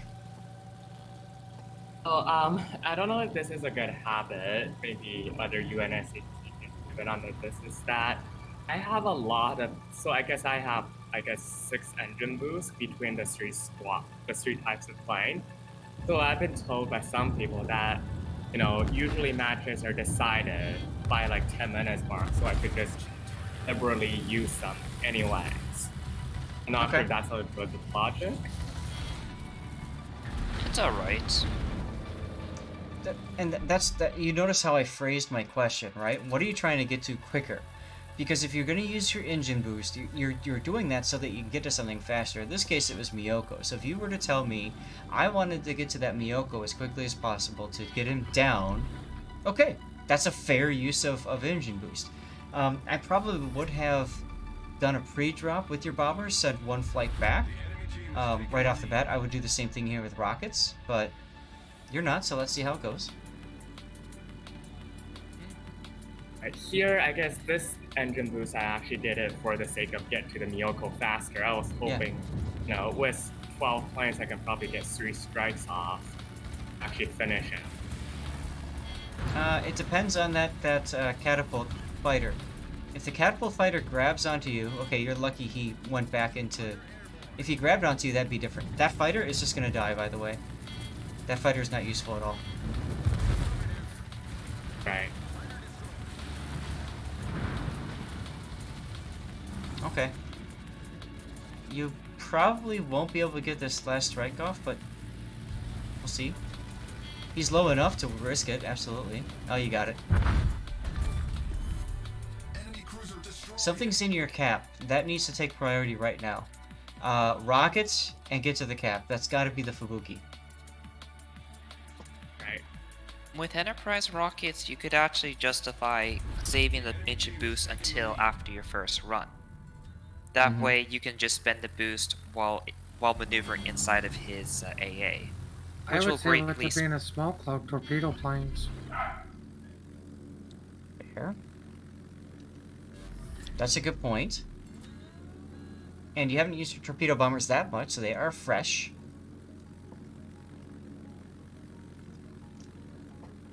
Now, the thing about the smoke of these destroyers is the way that solo capping a standard battle cap works. It'll take a long time before that cap occurs, which means the smoke will most likely end. Another bad placement of planes, by the way. You dropped your planes when your planes were spotted, which means if the Fubuki wanted to turn on his anti-air, he could possibly shoot down all 8 of your planes or whatever for free. I would say that would benefit him because he could pull off a rocket strike. Just wiggle back and forth, keep your reticle big, because all you want is one hit for a reset. A location's randomized, so it won't help much. I would have done a blind run in the smoke and try to expand the reticule as much as you can, just because all you need is one hit. Right, that's what Putin was talking about, hitting the W and the D key to try to get that reticule yeah, expanded. I decided to keep it big, my bad. Yep, and your Enterprise, you have like 1,000,000 rockets. And look at that, you've completely decapped that poor Akizuki. No, it's broke the whole ship. And now he really hates you.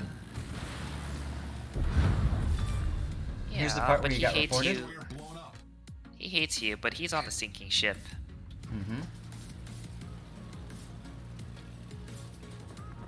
Historical anti-air destroyer, by the way. Yeah. All I was trying to do was help him put out that fire by sinking him. That's right. That's right. And hey, rating, don't worry. The Asian version of the Akizuki has anti-air. At least has defensive fire.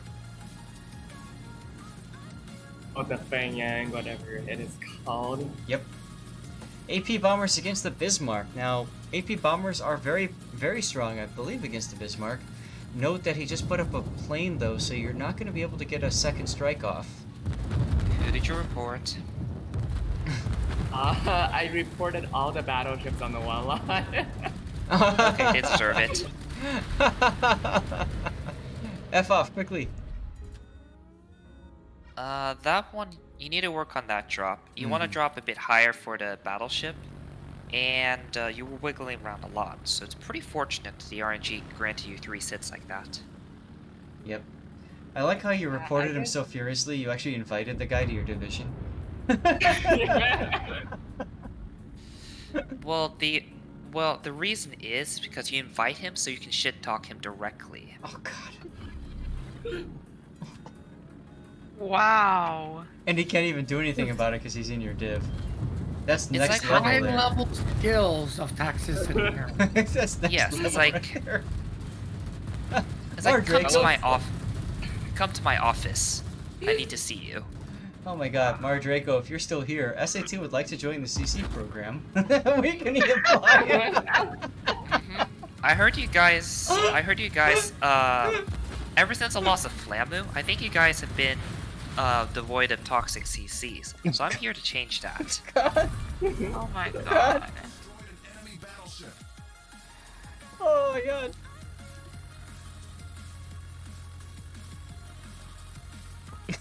I don't know what to say, guys.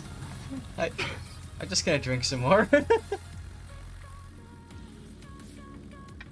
Oh, I know what I was gonna say. That reminds me of like when you would play like I used to play Xbox 360, and Battlefield 3 and Bad Company 2, and sometimes you would get like hate mail from people, be like, you know, like screaming at you and like dissing your mama and stuff like that.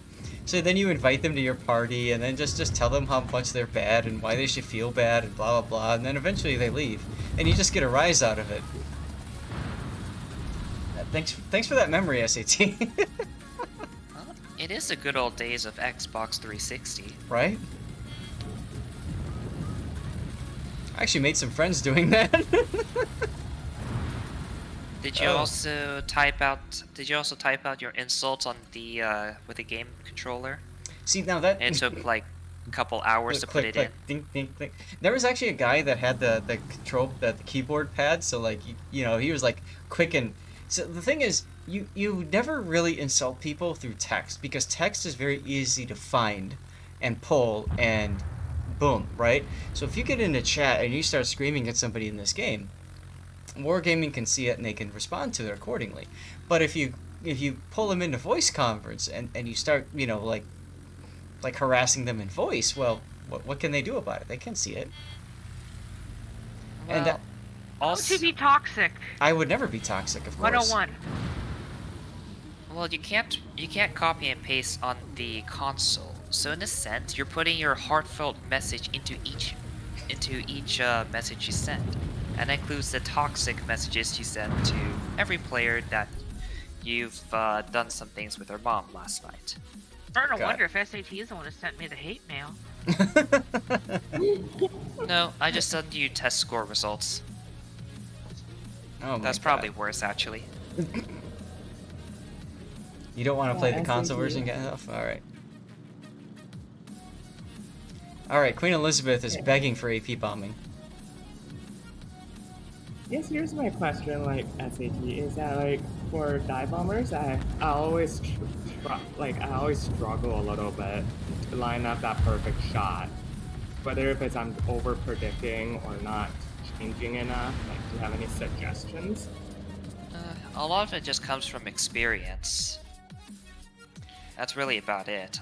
Like, I can tell you that you should drop higher against battleships and lower against cruisers, but aside from general mechanics like that, you really want to just keep practicing. Like, the training room is good for that. The one thing that I would say I've noticed here is you're not pre-dropping at all, and I think if you're intending on just doing one strike and then coming back, then you should just pre-drop anyways. And also since North Carolina is there, well, since there's so many ships there, pre-dropping actually becomes very important. You're really there just to constantly get resets. Yes. Once one of your battleships comes back and kills something, then you can focus on killing. You really think they're coming back? No. Gandalf 3 just resubscribed for 7 months. Back to advancing the man cave tongue. Gandalf, thank you very much for the resub, dude.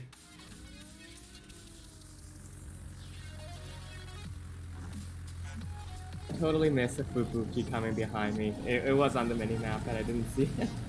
Well, fortunately for you, he's really low, so you just get to point and click on him and delete it. Ta-da! Reinforced from the island.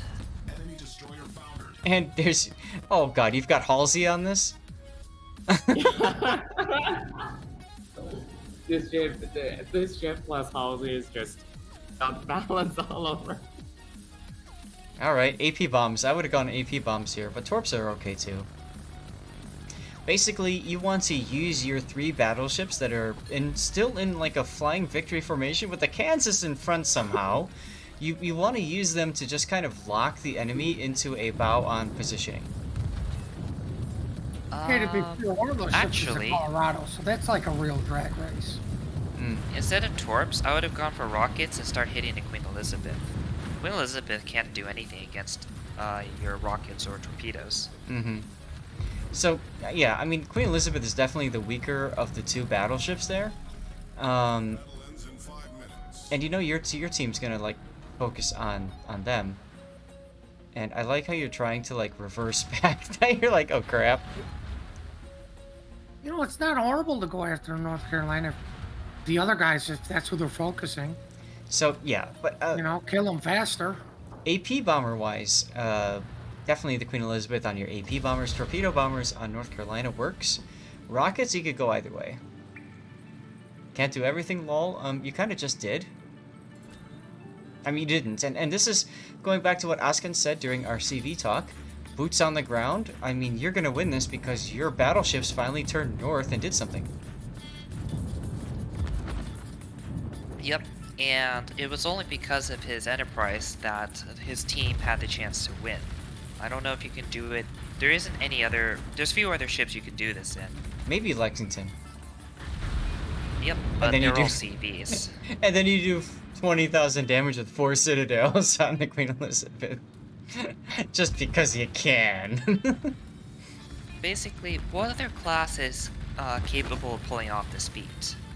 Because the Fubuki could have actually just stayed in the cap and take it that way. Rockets. Yeah. So if you're a battleship, you can tank it for a while, but you can't stop the destroyer that might end up torpedoing or just hitting the cap for a win. Yep. Same problem with cruisers. If you try a radar cruiser, you'll probably blow up. If you are doing destroyers, you'll also probably blow up by the time the destroyer... if you try to stop the Fubuki. Also, I probably, as soon as the North Carolina died, I'd probably start moving my carrier to the enemy cap point. Because you need to, one, protect your battleships, because you note that you're technically in the lead, but by very few points. So if one of your battleships dies, that's it. Fortunately for you, they're both full health, so never mind. Just alt-tab out and do something else. No, Play Raid Shadow try and Legends. snipe him. Parzival's gonna constantly snipe him, so you should at least set autopilot to run to A1. Oh god. Yes. Yes, and then download Raid Shadow Legends. You could... 2 minutes is not enough to go through the tutorial. You need about 6 minutes. SCD got it figured out. Just science. Well, if you're quick enough, you can get it down to 5 minutes. I love you guys. I really do. I'm only a casual speedrunner. Oh, that flag. I think you're waiting too long to start your runs too, because you keep taking flag puffs. Yeah, that's a one question I do have. Is like not including the torpedo bombers, but like dive bombers and rocket plane. Like, how do I dodge flak after I get into the attack animation? You can't. You don't. So you need to get into the attack animation when you're approaching flak. So like for your torpedo bombers, that's before, you know, because typically your torpedo bombers, you've got long enough to start that animation early. So that's before you hit there. So that's like about 6 kilometers to start your run. With rockets, it depends. If you've got full engine boost, I think you can pull it off. And with your dive bombers, yeah, that's hard. Oh, I see. Yeah, that's the one thing I keep getting into. It's like I just run into flak, and it's like, how do I dodge? Like, do I throttle? Like, how do I do I have to? Well, can I just press S? You used to just hit W, and then Wargaming fixed that. So I think now what you need to do is hit the W and the A and the D keys more than anything else, and try to kind of go back and forth. You want to look for gaps in the flak and try to aim for those. At least that's what it seems like to me. Sith Kitten, if you're here, say something. I also try to start the attack animation when the next flak cloud appears. So you basically fly over it. Or under it, depending, right? Doesn't work the other with thing British I would have CVs, done though. here is not gone after this carrier, to not give the 2 battleships who barely did anything any extra experience. Toxic behavior. All right, pop your plane right here. Pop your scout plane right here, because your plane will circle around, run into the Parsifals, and then they'll kill each other off, and then you get more XP that way. Oh, that's smart. But the game is almost over. Yeah, the game's done anyway. So, yeah, I'd say work on your placement of planes, and then work on getting more comfortable with starting your runs earlier, and also work on pre-dropping. Yeah. I guess one last question about pre-dropping.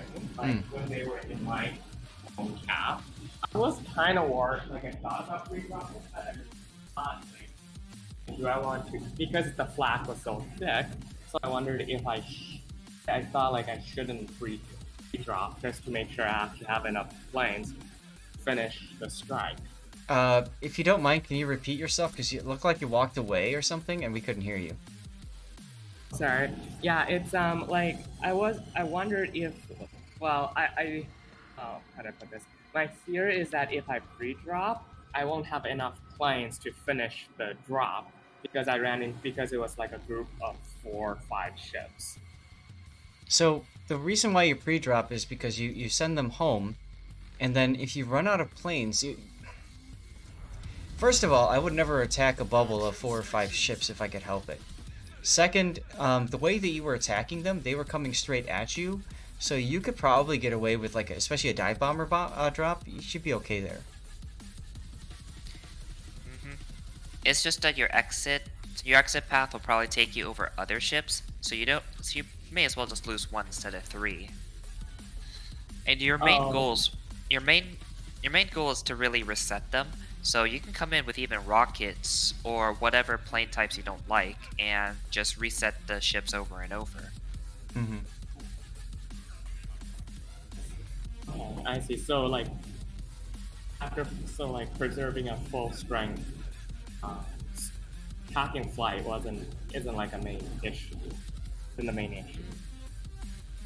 So since you have 4 ships on the cap, your main goal is to either eliminate if it's low health or to constantly get resets. Yeah. Everyone except for Fubuki was at full, and you don't know where Fubuki is, so it's better to go for the resets until your battleships eventually make it over. Yep.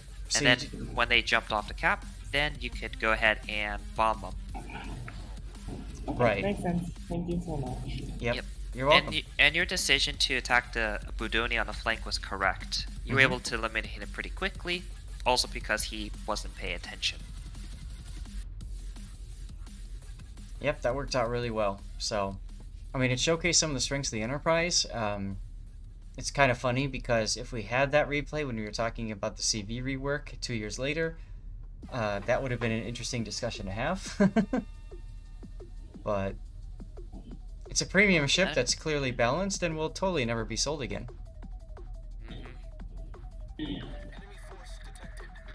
I don't want to take up any more extra time out of this guy's replay, so I guess I'll hop off for now. It's fine. If you got questions, ask. Susutsuki Kai is showing off some peak performance in this ship, and I don't know that there's going to be too much for us to comment on, really, other than he's about to beach.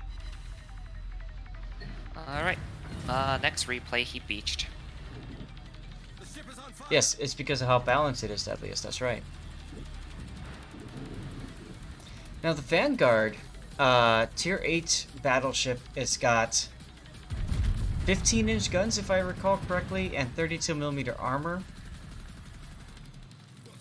All around? That is correct. Yeah. It's got a bonus to its repair party, so it can heal more, but I don't know. I don't like the ship. I never did. It's pretty accurate, but they're 15 guns. It's just a Tier 8 is just boring. B-Cup, you like it? Compared to other ships, yeah, Vanguard is more for historical purposes rather than gameplay.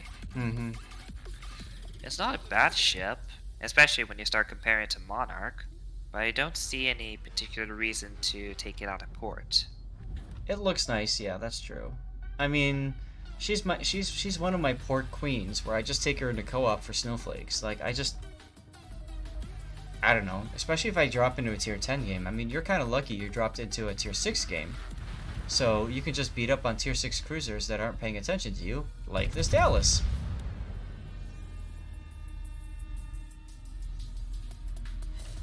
Or not.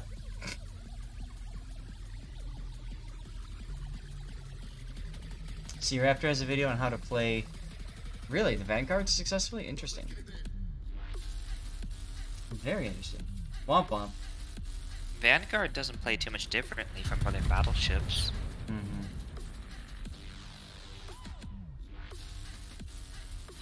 Okay, that's the salvo you should have had the first time. But RNG told you to F off. No Deadeye. That's the problem right there. Oh! Oh! Oh! Oh! Oh! Oh! B Cup, don't answer this. Don't spill the beans. We have to do a poll. We have to do a poll. We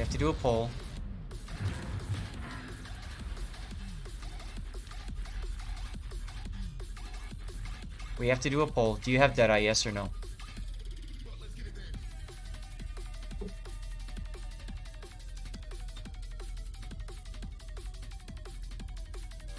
And then you can tell us at the end if you think if you had Deadeye or not, okay? So, guys, vote. You got 5 minutes, yes or no? Deadeye, yes or no? You're going broadside to the Farragut, figuring that you can do bad things to him. You've got HE loaded. You've got a division, or sorry, a teammate in the Cleveland that's radaring. That's just gorgeous. And the Farragut is reversing. Okay. Enemy destroyer sunk. And that guy got bonked. Right, deadliest? Oh my god. Oh, look, torpedoes. Those were panic torpedoes. Oh my god, I'm detected crap. The answer is Deadeye, regardless of the question. Magic Cleveland eats him.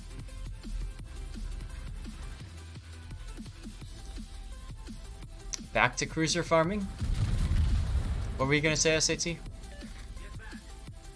That's pretty typical destroyer, inexperienced destroyer gameplay. Smoke, get radared, panic, fire torps. Pretty much everything. Mm-hmm.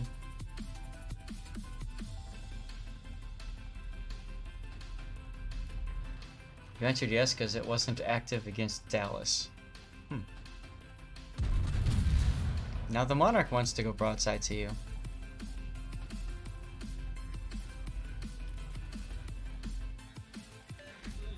Oops.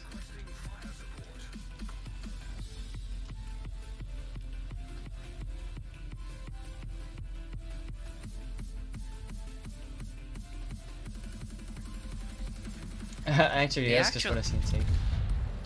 I answered no, because otherwise he would have won the match 10 minutes ago. Oh, nice Citadel hit on the Monarch. That's right, I forgot Deadeye and Crete.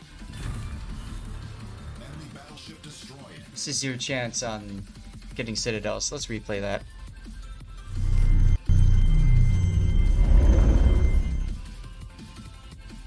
That's right, I forgot Deadeye and Crete. This is your chance on getting Citadel, so let's replay that.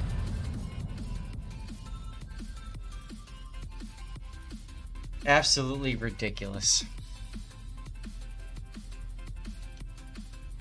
And I understand now why you said this was 10 head. Wow. Famous and historical Monarch taken out by the actual famous and historical Vanguard. Right? Exactly, deadliest. That's why Vanguard got built and Monarch didn't. Mm-hmm. Actually, wasn't Vanguard armed with those 15s because the British literally had them sitting around and nothing else to do with those guns? Pretty much. That's what I thought. It's like, yeah, the British idea was we need a battleship now as opposed to we need a good battleship later. Right. And then they didn't even do either because Vanguard came out in 46. Mm-hmm. The last battleship to be commissioned in the world. Imagine this, Japan producing a tier 10 battleship in 1940, and then Britain can't even get a tier 8 battleship until 1946.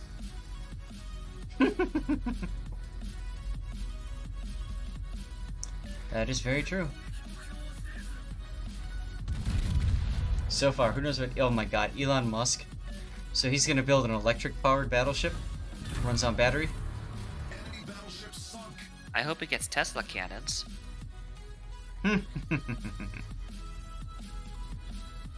That could be very interesting, couldn't it? Would I be surprised? Yes, only because I would expect, I guess I would expect to see an Amazon battleship before a Tesla battleship. No, Amazon's far better suited for building carriers. Just have drone delivery within, 2 days guaranteed shipping. I don't see a problem. 69% of people, B-Cup says you do not have Deadeye. Would you please enlighten us? Do you have Deadeye on this build?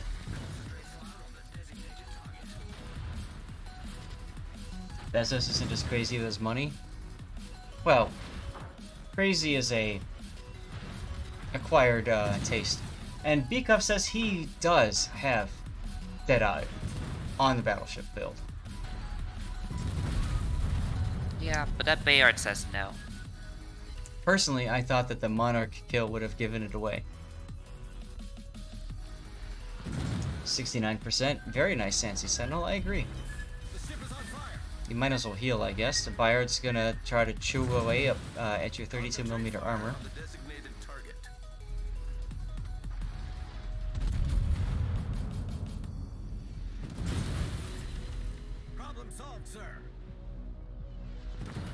I was just gonna say, here's the part where you get set on fire again.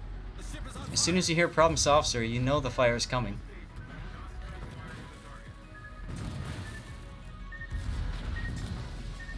No one listens to poor Duckman. Haven't heard that before, Duckman?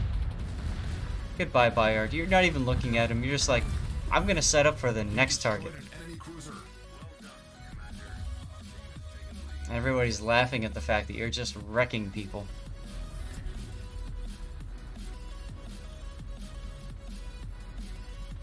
Crazy divorce cost for Bezos? Oof. Oh, look at this poor Edinburgh. He deserves to be deathstruck here, right? Although, your Deadeye... you're behind an island. Yeah, see? Deadeye was not active because you were behind the island. Oof.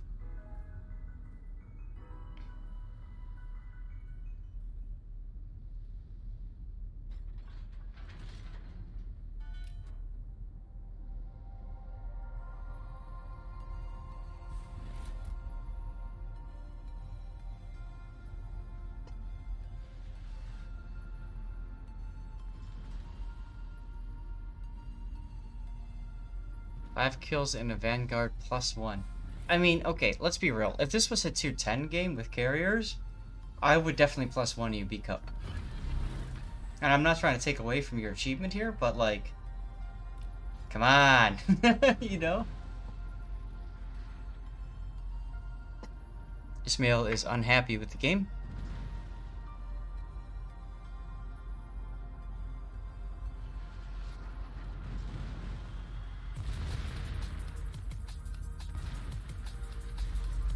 Oh god. As soon as he sees you. And you didn't even let him see you. Oh goodness. And look at the full health Normandy.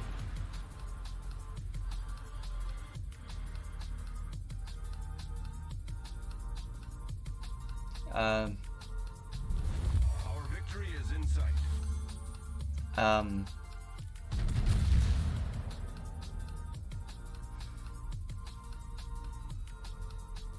Yes, I do +1 people to Karma Farm. You better believe it, Deadliest.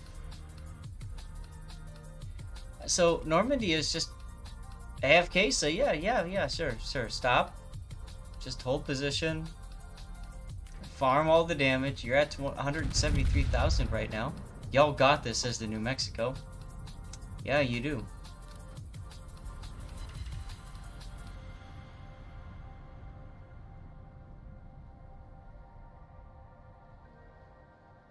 Win harder now. He's either AFK or disconnected, yeah. His guns are turned. So when you disconnect, your turrets turn back to forward and stern. So, huh?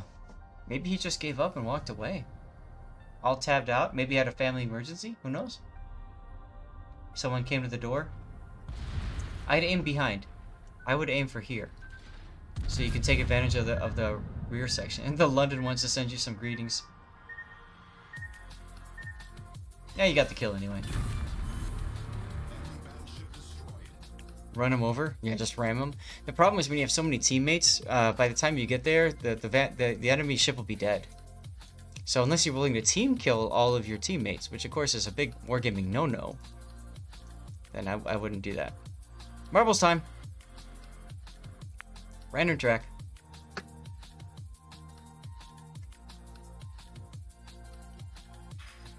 Exclamation point play gets you in. And, oh. Lots of curves. Oh. This is cool. Look at this. Caducean, if you're here, we're over your home.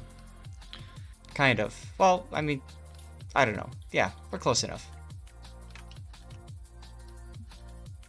That is so cool.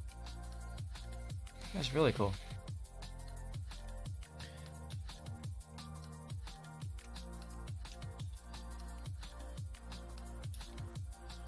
I love this. I'm gonna back up so that we can see like the full funnel with the Earth. Those of you guys who aren't familiar with geography, that's South America right there. And then you've got Central America, Panama, and all the others up here. Africa, the western edge of Africa is over here. That's just, as a geography person, I'm geeking out. Okay, 3-minute ad. We will be back. Whoever wins this wins a CC container.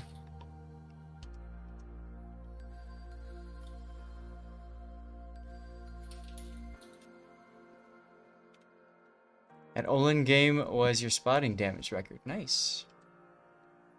All right, be right back.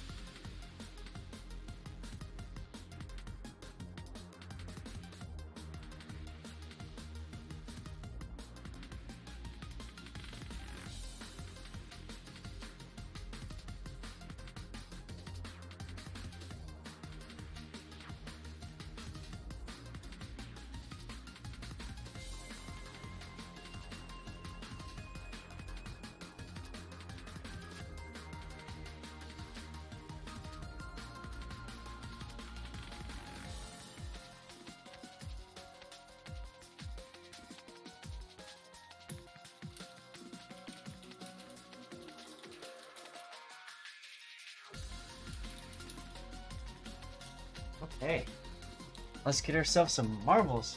Maybe the background did a good job with the weather feature placement. Yeah, right?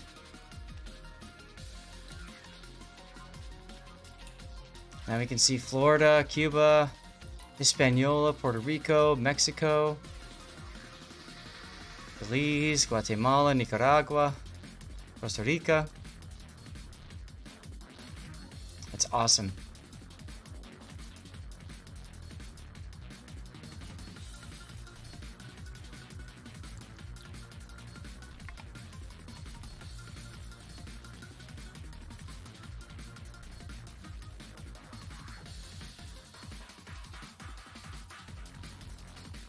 Let's see, where are we at on replays? Okay.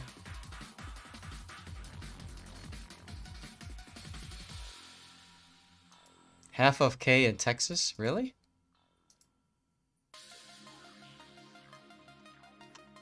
Did not realize that.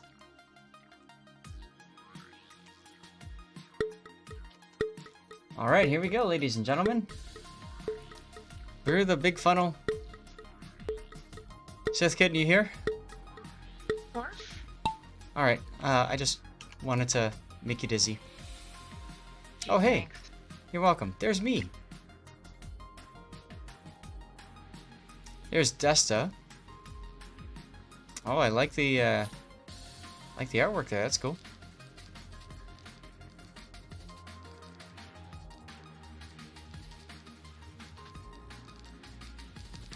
As we go down through the funnel and out, Smile CRO is in first place.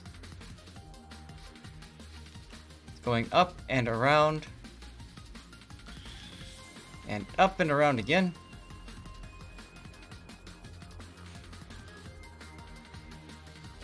That is really cool. You're so back with funnels, Deathliest. Smile is still in first. 4V Black Hole is in second. As we come through this weird thing.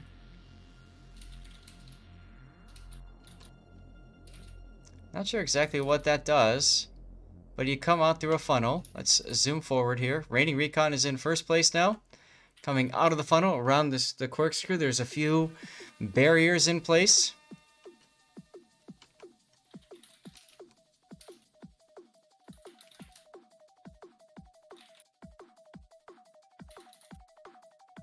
Looks like C-Red might be in first place. He is. C-Red is in first. There you go. And you are coming up on the end. Let's see if you can make it. Oh, wait. Something weird just happened. It completely stopped you, and Reigning Recon just went zoom right past you, C-Red. Oof. There goes Reigning Recon. Although it looks like you're losing some of your momentum. Grant Y and Darth One fall. It's between Reigning Recon and Chris Vala. Chris Vala is probably going to take the lead here. Oh my god, there's me. At some point, I'm going to win a game. But I don't think it's going to be this game. Reigning Recon comes in first place. What a photo finish that was. Wow. Sith Kitten, looks like you are in last place right now. Congratulations. Man, why couldn't you win this one? I know, that would have been fun. Well, for me, yeah. No, PCS Pro Shop would have gotten the last place there. Anyways, there we go. There's our results. Top 10, what's your price? 10 doubloons? Sure. Oh my god. Okay, well, before we continue with replays, I do need to move to the sponsor portion of the stream for a minute. This will take about 5 or 10 minutes. We'll talk a little bit about Fabletics, the clothing that I've been wearing. And then we'll get back into replay analysis. We'll probably get through maybe 1 or 2 more replays, and then we'll call it a stream. Maybe we could do some more marbles, too. I don't know. Anyways, something to watch. And guys, feel free if you have a second. Check out the link in chat there. That gets you 2 pairs of shorts for $25. If I remember right, that's the special that's going on right now.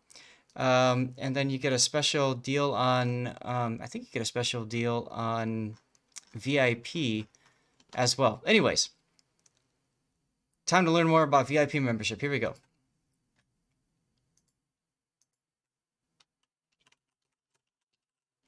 Oh, it would help if I turned on the thing. There it is. Nope, wrong one. Lol. This is the one I wanted. You made Sorry, it. Guys. You're here. You ready to join my crew and be a Fabletics Men member? You'll get 50, 60, even up to 70% off the world's greatest activewear every day. First crack at our latest drops, member-only sales, member-only gear, cash rewards. How can we give you all of this? Well, it's because of our amazing VIP membership program. It's next level, fellas. When we talk about feeling that F on your chest, well, that's our membership that you're feeling. Now, here's how our membership works. Every month, you have the option to shop our newest gear or skip the month. If you don't shop or skip, you'll be charged $49.95 for a VIP member credit. When you shop with credit, you'll get the world's best activewear for the lowest possible price. Hey, don't want to buy a new credit this month? Fine. No judgment here. Just go to Fabletics.com, click on Skip the Month, and you won't be charged. That's it. You can skip as many months as you like. You'll still get all the benefits of being a member. This is a low-pressure situation, fellas. There is no commitment to buy, ever. You use your credits whenever you want. You can get new gear at the end of every month, or you can save up your credits and get a whole new wardrobe whenever you want. It's up to you. Now, here's 2 things that we won't do. We'll never ship you anything that you didn't order. And we'll never lock you into your membership. We are not pushy like that. Now, if you have one of the in-year membership, would it hurt my feelings? Yes, of course it would. But we would still be good, and we would make cancellation easy. And guess what? You would always be welcome to come back. One thing, if you cancel, you will lose any saved up credits. So make sure you spend those first. But we believe that you'll always want to be a member of our Fabletics Men crew. So do me a favor, get ready. Get ready to look good, feel good, and to put a F on your chest. All right. So that should have taken you to this site. It should take you to this site here where you've got the ability to get a special discount 2 shorts for $24. Hey, look, there's your towel holder you were talking about before, Duckman. And there's a couple of different ones that you can pick up on and that sort of thing. You saw the discussion about the VIP program and what it does. VIP allows you to basically put money in and store it, and then you can pick other stuff up later. As you guys know, like part of the partnership I have with Fabletics Men right now is they send me some clothes to kind of demo, talk about, and then obviously we spread awareness of the brand. So I'm gonna step away from sitting for a second, and let's see if I can show you guys a little bit. So this is the oh crap, what's it called? Hold on, I've got it somewhere. I've got it. I still have the bags that this stuff came in so that I can make sure I call it the right stuff. Because I want to make sure I call it the right stuff. So this is the courtside hoodie in khaki color. It's got the Fabletics logo, which you'll learn about later has too much F. We'll talk about that. And it's not bad. So some things that I like about it is it's got a pocket on either side. Okay. Now, neither of these, like my hands don't meet. There's a liner in between, but my hands don't meet. Okay, but I could still put stuff in here. And there's actually a separate pocket inside.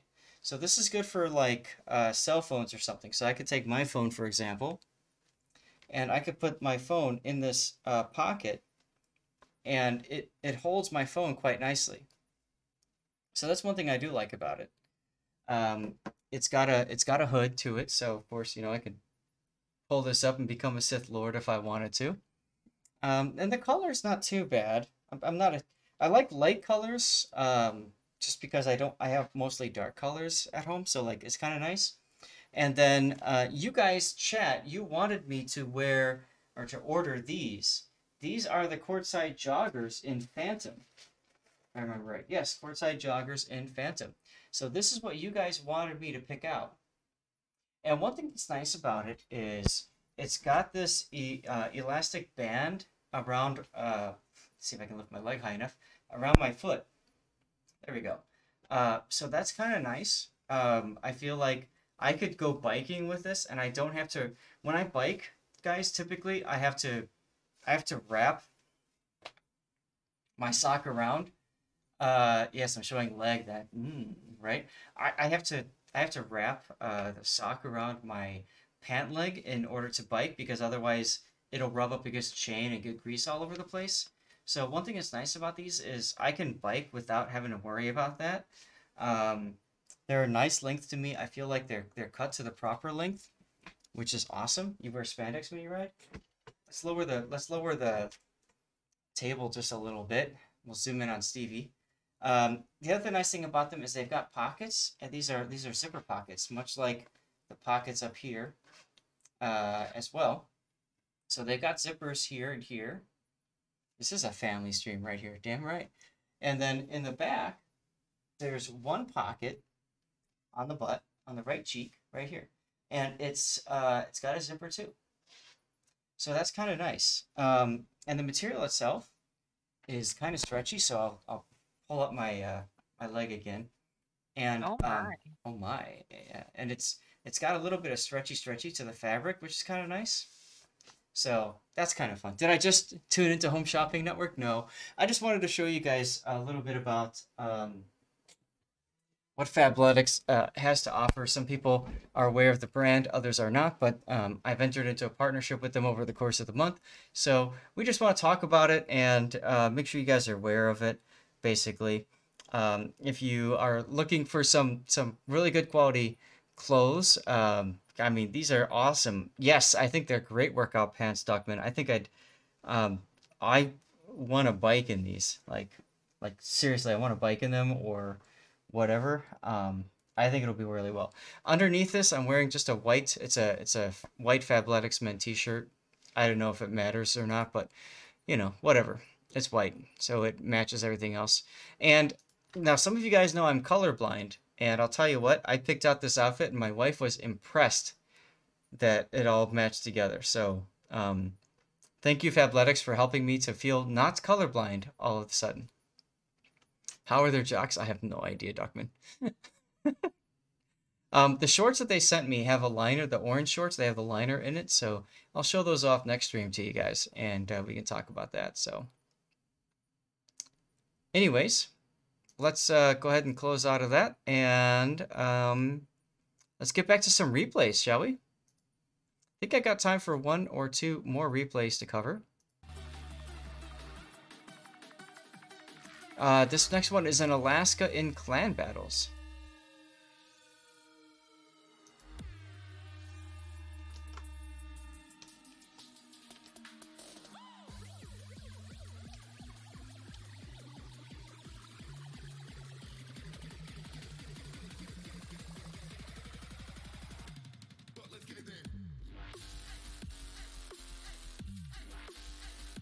SAS Shopping Network? Oh god.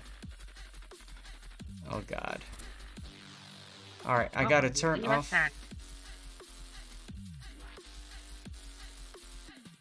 I gotta turn off the overlay thing, turn it back on for our replay. Oh, this is Asteroid in the Alaska, okay. Let's send him a ping.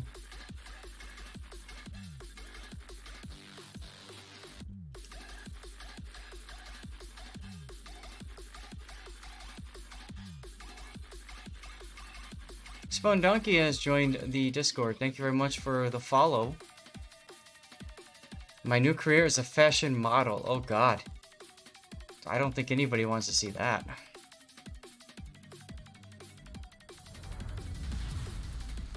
Battle start.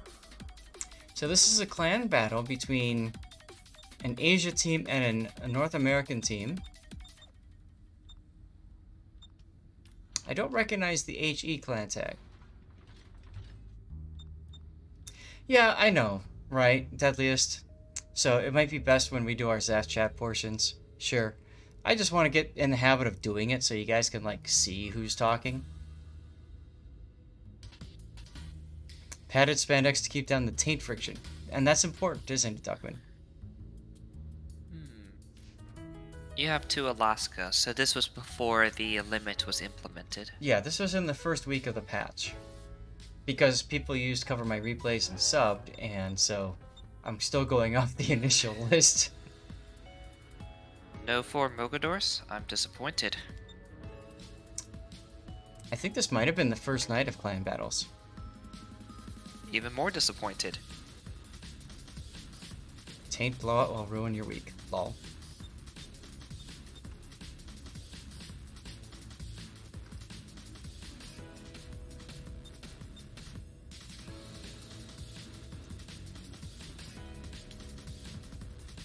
Puddin', are you still here?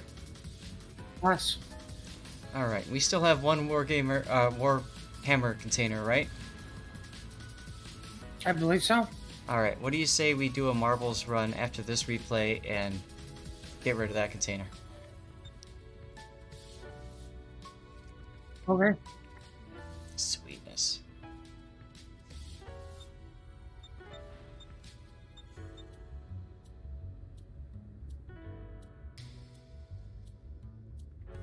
Oh my god, you guys are hilarious. I'm just watching in chat. Well, Chungmu for the enemy team, it brings radar, but yeah, it doesn't bring too much else besides that, does it?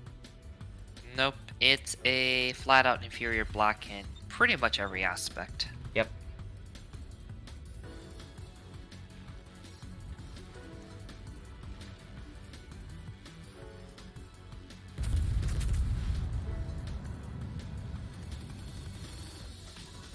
Your Musashi's already getting chunked pretty hard. Shoot the Drake, shoot the Drake. Yes. Now Alaska, of course, has that improved AP pen.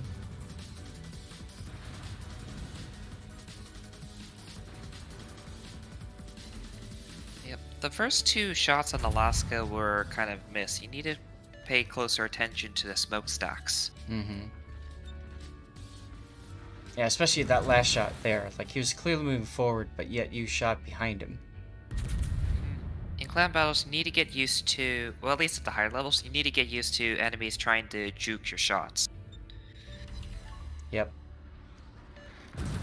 Like, he's constantly slowing down, speeding up, and it's making your shots a lot harder to aim. I can't believe that. Triple fire right off the bat. Problem solved, sir.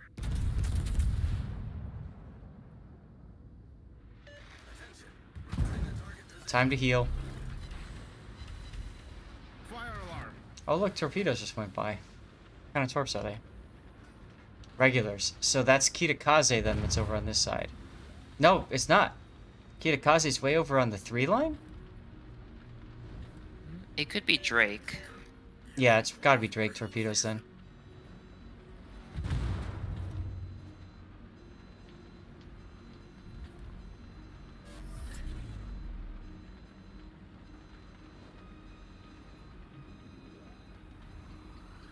Your Mogador, kind of up there in front of people. Probably gonna die. Generally too aggressive. Mogadors are better suited for kind of that quick response destroyer. She's a cruiser with destroyer positioning. Right. So if you need to put her in a certain position, just get a Mogador, send her right there.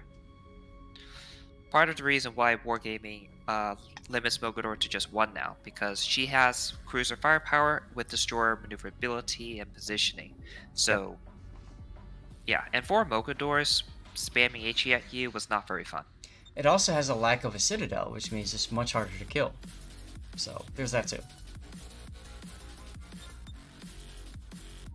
So, I'm really excited, you know, we talked about, like, Wargaming making that change that they told us they could make last Sunday, and that they instituted it on Monday, so that was really cool to see. Nice hit on the Drake. Of course, the Drake's got the super heal, so he'll heal most of that back. It's actually pretty funny to see Alaska getting banned, or getting reduced to 1. Yeah. Because in the higher levels of clan battles, no one really took Alaska. I don't it was think it's all that battleships. Good. Yeah, it was all battleships and destroyers. The thing about the Alaska is its armor gets chewed up by Kitakaze and other ships too, like especially I think Mogadors with IFHE, right? That's correct. Yeah, so like to me Alaska's just, we talked about this before clan battle started. It was Riga more than anything else, maybe Kronstadt, but it's like pretty much just Riga and Donskoy for cruiser side that is worth a damn. We're starting to see, well, last time I played, we were seeing more varied comps, but definitely Rigas, Donskoys, some Brindizis. Not as many Russian destroyers as I expected, but you still see some Udaloys pop up every now and then. That is a terrible comparison, Duckman. Zath outrage, lol.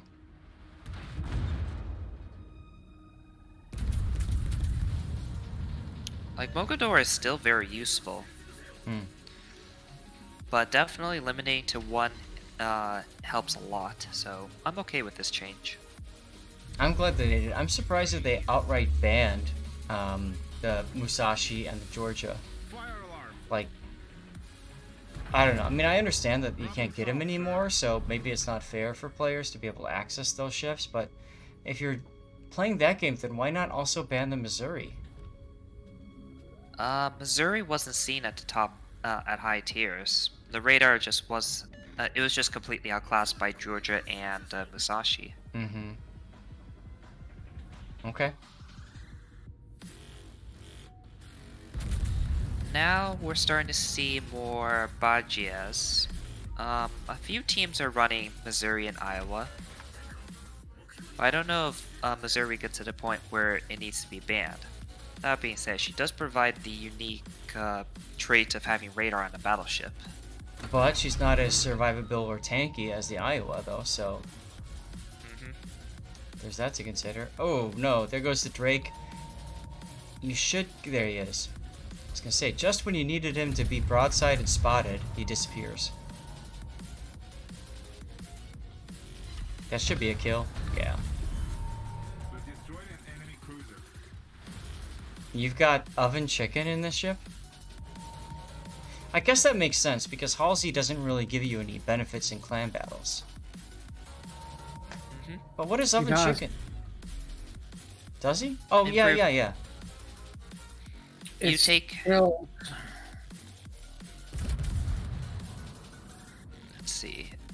Oven chicken, first priority would go to destroyers because he gives improved SC. Right. Whereas the Doze and also Halsey gives you enhanced enhanced turret traverse and what is it called when they can swap out their ammo types. Used to be called expert loader. Yeah, it used to be called expert feeder. loader. Gun feeder. That's what it is. Thank you. Oh well, we've got another death pick for Mr. Deadliest, so that's good. I like the movement on the water here. That looks kind of nice.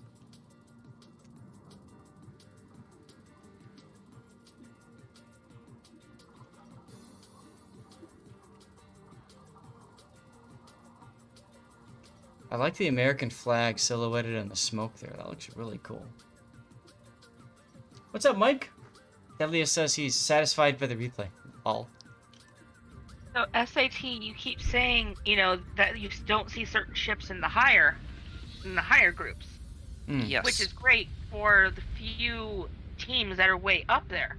But for those of us who are like in Gale and things like that, I saw a lot of teams before this change that literally did 2 DDs, 3 Alaskas, and 2 Georgias.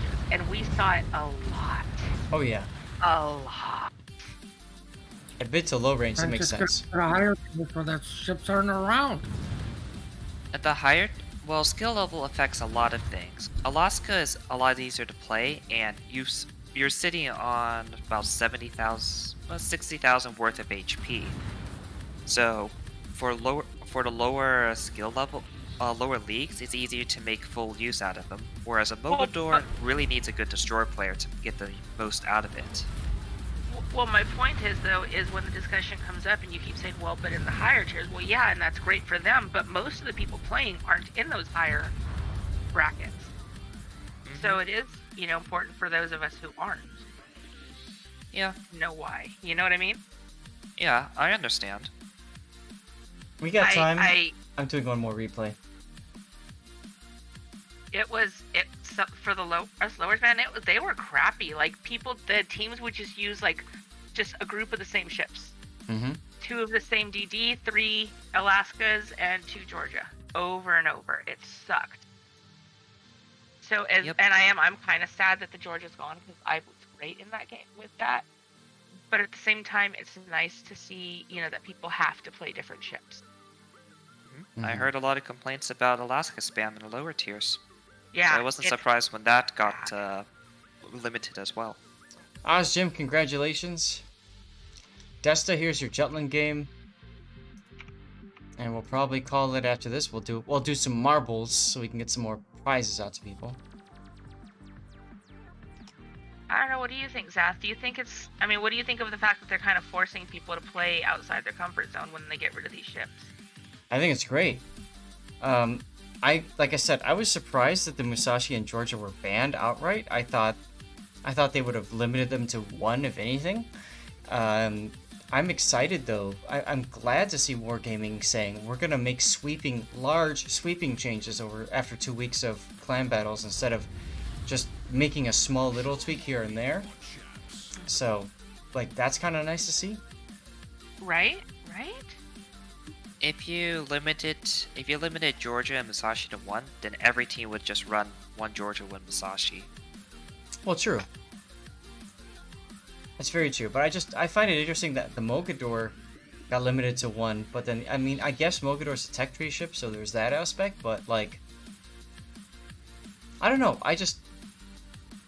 I would have expected to see, not outright bans at the first part. I would have expected to see more, like, surgical decisions early on, if that makes any sense.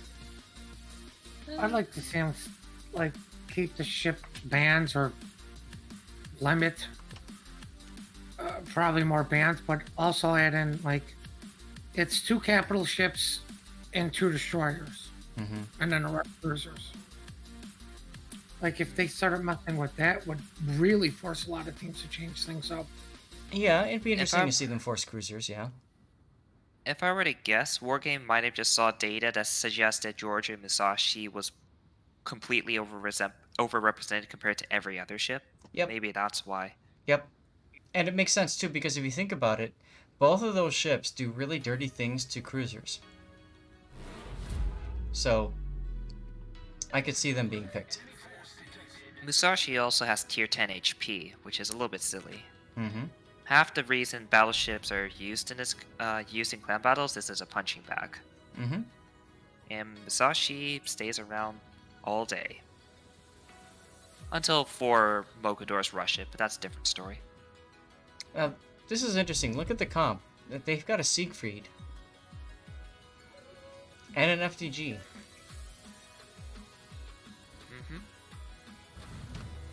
I'm pretty sure that's more due to player availability and the ships they have. Mm-hmm. And that's okay. Like, I think it's cool. I hate the idea that you have to play one specific ship always. Like, to me, that makes the game stale. And the mode stale. Like, I want to be able to play different ships. I want to just pop in and pick a ship and then build a comp around it and just try it. Works in casual. Unfortunately, 07's too good for that. Well, and that's where the challenge comes in, right, SAT? Like, you're playing probably the same kind of ship or playing the same kind of strategy every single game. And you're probably going to win a bunch, but, like, it's also going to get kind of boring after a while, right? That's why we have subclans.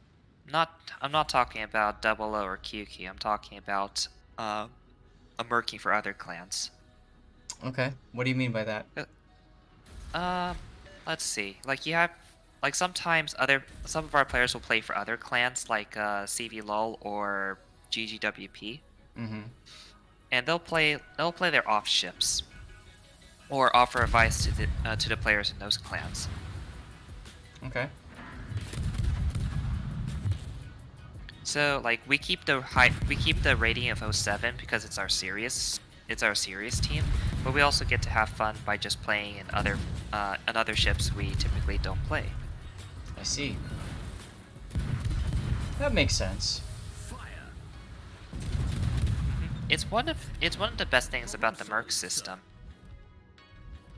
That way, like, you can just go to other teams, say, hey, I want to just play this ship. And no, I don't want to play the same Mogador, Black, New Tsushima, whatever ship I've been playing. Mm-hmm. But instead, I want to go take a cruiser or take a battleship. And I just still don't have to worry about skill, because if I play for a random team, chances are I'd probably be better than their main caller, player, or whatever. Interesting. Do you ever feel that there's animosity amongst the people that you play with because of attitudes like that? What do you mean? The fact that you're playing with a clan where you consider yourself better than all of those players, like, do you ever think that causes some friction? Depends on your attitude. Like, Okay. I try to be more easygoing, laid back. I don't try to rub it into other people. Okay. And in any case, they can always just remove me. They have no obligation to take me. They can always just remove me if they don't like it. Fair. Okay, I was just curious. Yep. A lot of the times it's more of just how you present yourself rather than your actual skill. Mm-hmm. Speaking of presenting yourself in skill, Desta's not looking too good here. I don't know that I would. Jutland. Yeah, this is where you smoke, because Jutland doesn't win against Mogador. No.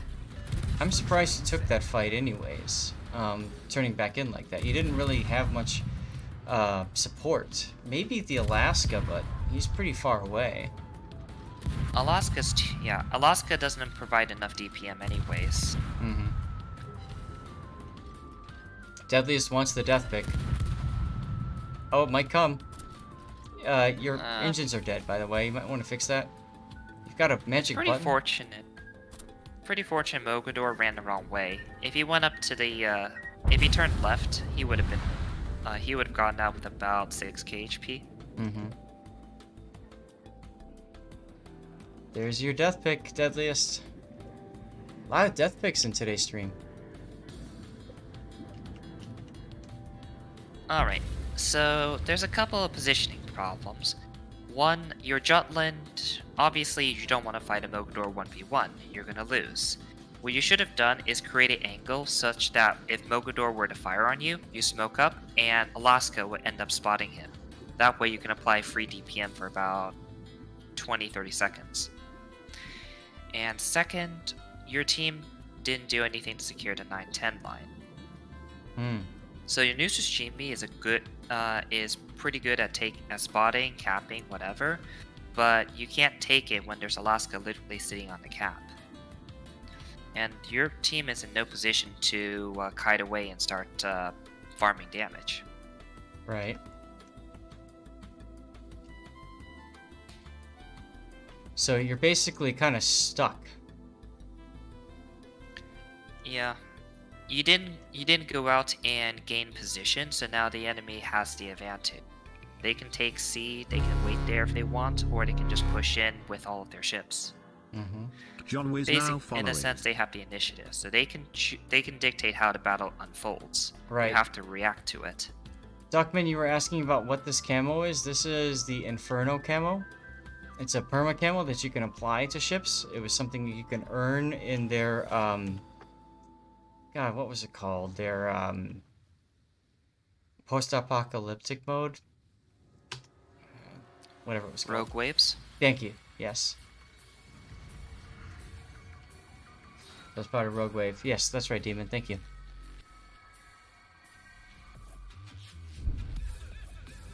Alright, let's see what happens the rest of the battle, because obviously this is a clan battle. It's not just about you.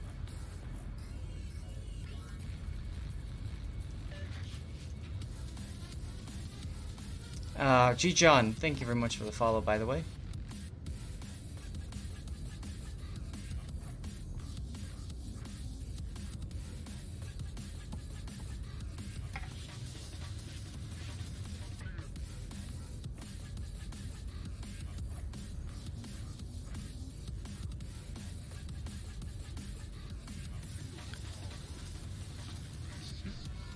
Alright, so losing a destroyer is generally pretty bad because you lose that spotting ability. Yep.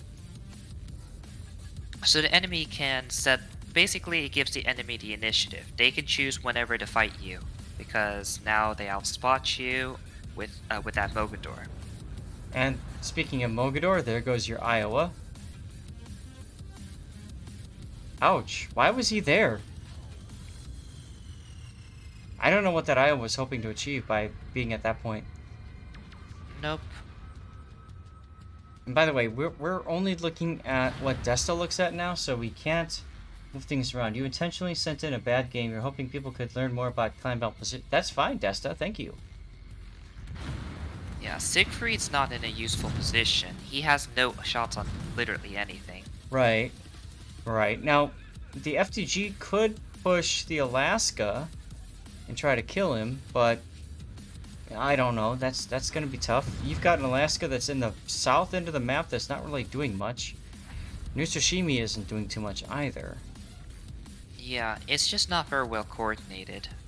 Okay. The New Tsushima, like, the enemy doesn't have to do much. They can just wait for you to eventually push in, because you're at a two-ship disadvantage, and you need to make some sort of play.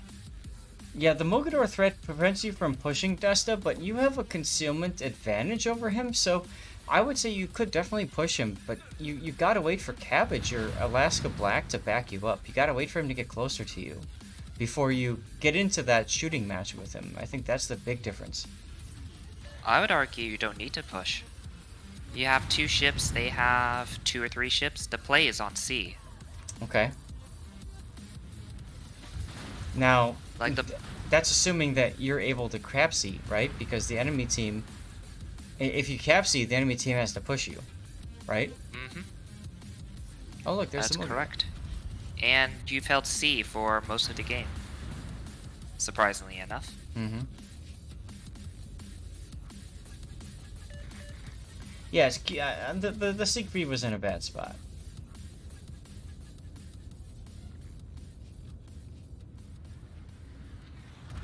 Oof, there goes the Nishishimi. So this game is pretty much all but over. There's only a few ships that Mogador worries about. Hmm. And Mogador doesn't need to fight the Jutland. If Jutland wants to spot him, that's fine, but Jutland's gonna lose any direct fight.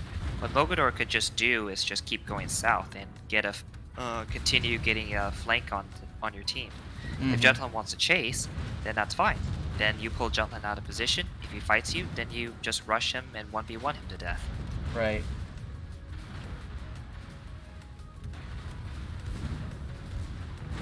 You don't think you spread out your battleship presence properly? Well, your Iowa died way up to the north. I think he got stuck in a position where he was forced to bow in and then just hit W. Which obviously isn't going to fix the problem. Where did your other battleship die? Oh, your FDG. Your FDG I thought did okay. He died on C. Mm-hmm. You generally don't want to take FDG, but I guess it's okay. But yeah, the battleships want to be a bit more spread out. Right. In the higher tiers, a lot of teams start going for the 9-10 line.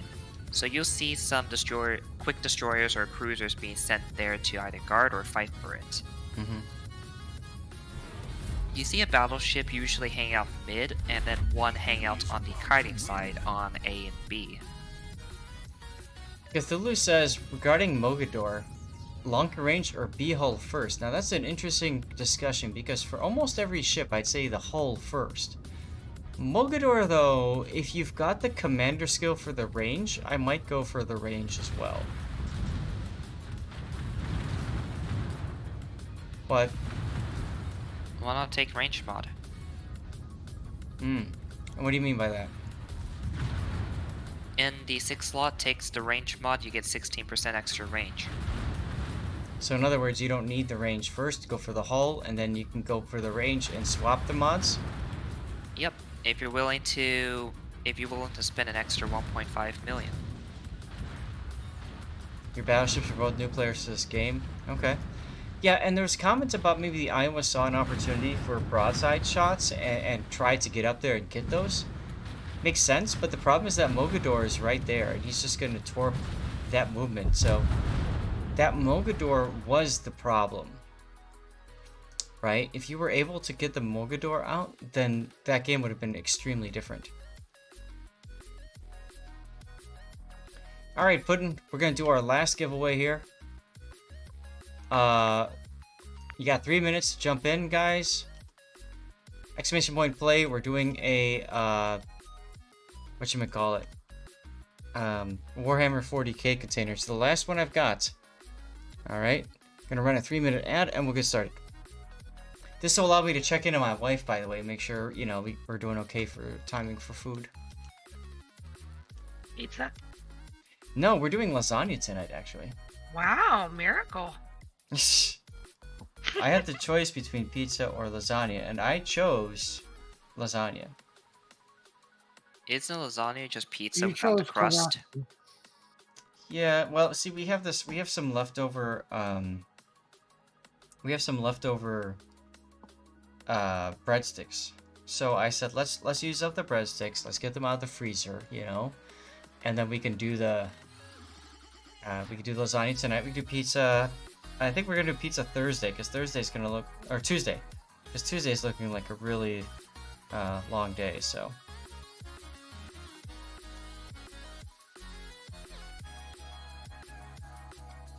See, I thought about you when I was in Phoenix the other day too, because the dispensary I stopped at was right connected to a Chicago pizza place. What? Okay, what place is this? I don't know. It was in Chandler. It was when I stopped at that dispensary. Remember, I told you after I dropped some of my mom's ashes off, I went to that dispensary, and yep. Yeah, it was interesting. Pisces wanted to stop and eat, and I'm like, nope. Why not? That's just no. I don't like Chicago style pizza. I'm sorry, I don't like that deep dish stuff. Too much bread. Oh, no. sauce. No. I'm sorry. Deep dish is not about the bread. It's not about the sauce. It's about the cheese. See, the cheese part is great. Even though I'm lactose intolerant, I don't care. I'll eat it, but I don't like all that sauce. So what you want then is you want stuffed crust. That's where it's really at. Stuffed crust isn't bad, and again, and my big issue is, even though I love it, I'm lactose intolerant, so I shouldn't. But I do it anyway. That's why I like that Detroit pizza. I don't know, it's too much bread, but I still like it.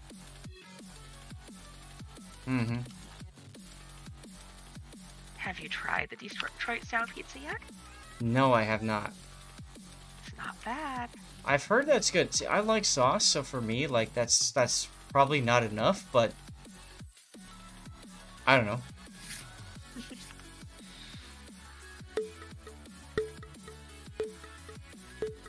Alright, here we go. Last couple of seconds to enter in. We got 45 entrants for our group. Here we go. Edernika's in first place. Say what to me is in first, maybe? Oh, he comes through the first gap. Edernika says, nope, see ya. Comes in first place. Classic is in second. A little bit of bumpy area. Doesn't really matter. Doesn't slow him down. Here we go. Edernika's moving right along. Ultra thin crust in squares. That's yummy, sure. That's great if you've got a party and a group of people. I don't like thin crust in squares simply because I like having a piece of crust to hold onto with my hand.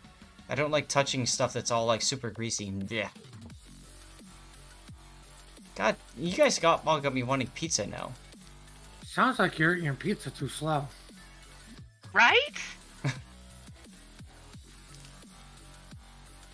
Look at this race. We got a true race for fourth place here. Duckman coming in first place.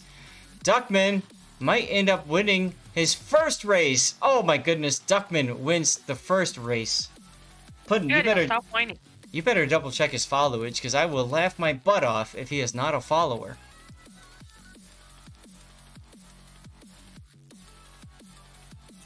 Quad Q and Greg taking up the rear. Everybody else has made it and is in a nice, even line. You don't want the crate, Duckman!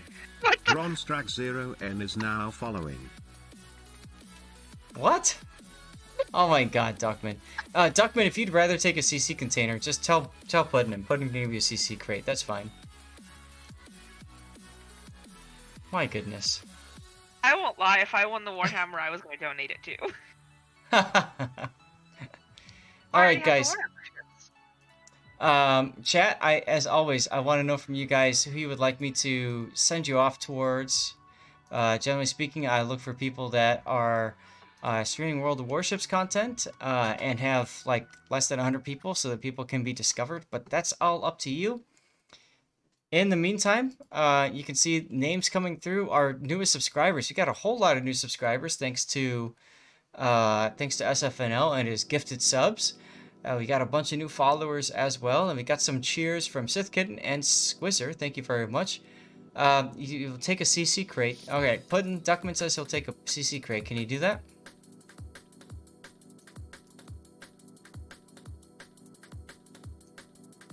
Yes. I sent you another Whisper Z. Alright, fair enough. I think I just closed it by accident. Nope, wait. I got another browse. Who came in second? God, I gotta look.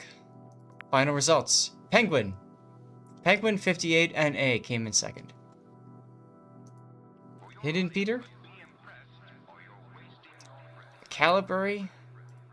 Let's see, where's Caliburry at? Caliburry's at 49. She'll get to 100 very quickly, but we could do that. Where's my voting thing? My vote's for Shane. He's loyal. He's here every week for you. That's true. And he's really trying. That's true. So we can also add Shane. Give me a moment. I have to get to my stream manager page. Manage poll. Have you seen how much he streams? I don't know how he does it. Well, when you enjoy doing something, you do tons of it. Like me personally, if I could stream more, I totally would. Oh, I love it, and I can't wait to come back now, but I mean, I see him when I wake up, when I go to bed. He's always on. It's crazy. Wow. Is GP on the list? Because he just got on. No, Game Prodigy, fine. Let's put him on the list. Hidden Peter? Hidden Peter is on. Anybody else? Last chance. Bartasian? Sure. Alright guys, you got 5 minutes to vote. Should have made that 3 minutes. Oh well. Put your votes in, ladies and gentlemen. Zast streaming. Asking. Oh, crap. I just started the vote. Eisenhower's, I'm sorry, man. That's true, he's not. He's a friend of mine, so I just put him on the list. Zath streaming more is how we ended up with everyone having a ton of channel points to request replays. That's very true, Deadliest. That's very true.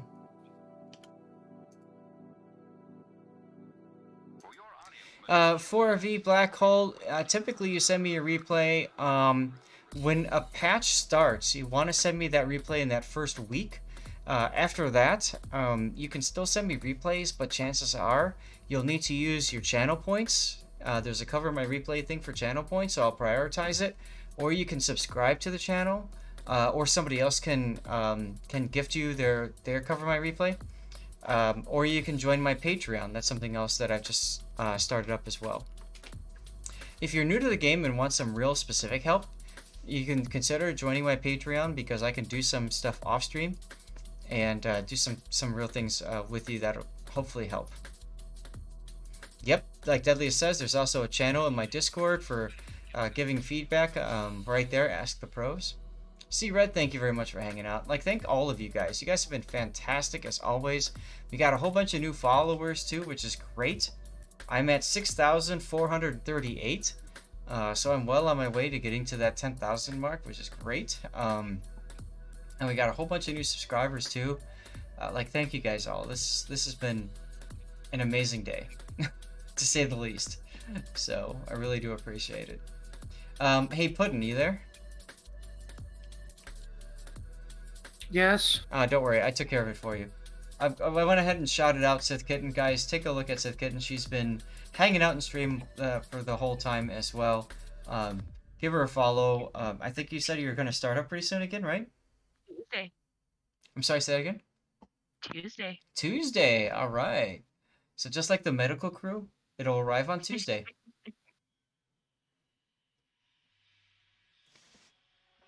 Alright, so far we've got quite a bit looking for Game Prodigy. Shane is up there too. Not so much on Vart or Hinden or Calibre. If you haven't voted yet, we're about halfway through our poll. Make sure you put a vote in, guys. That's really important. I spent like $10 voting for Shane.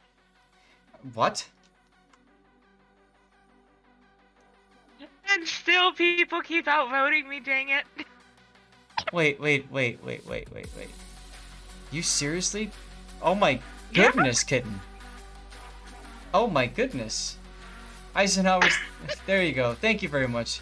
Sith Kitten got a follow out of Eisenhower's. I'm sure you'll enjoy him. Bronze Dragon, thank you very much for the follow, by the way, if I didn't say it again. I already spent all my points. I spent my points too. Somehow I have the perfect number too. I have 420 points left. Wow, And I wish I was kidding. Well, we still have a little bit of time left in our vote, guys. If people want to vote for Shane, Shane is only 3% behind Game Prodigy. Oh wow, we got some big channel points contributions for Game Prodigy there. You sent yours to Disaster Course called 6. Oh, Black. Okay, that was yours. Got it. You don't need to worry about renaming your replays. You're more than happy just leaving them bare as they are. But Black Hole, like, seriously, I apologize. We didn't get a chance to get to yours.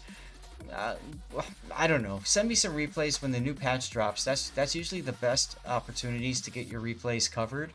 So this Wednesday, the patch will invalidate all the replays I have. Send in replays from like Wednesday, Thursday, Friday. Okay.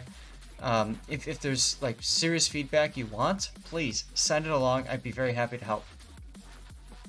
And don't forget, you got channel points. You don't have to spend money, but you got subbing if you want to, or you can join my Patreon. Oh my gosh, who keeps bidding against me? That's you, isn't it, Puddin'? I don't know what you're talking about. I got Shane way up above Game Prodigy, and now he's down again. This is all. Oh my god, $20, you guys. that's all I'm spending. That's it. $20 is all I spent. That's all I'm not spending anymore. Oh my Dang goodness.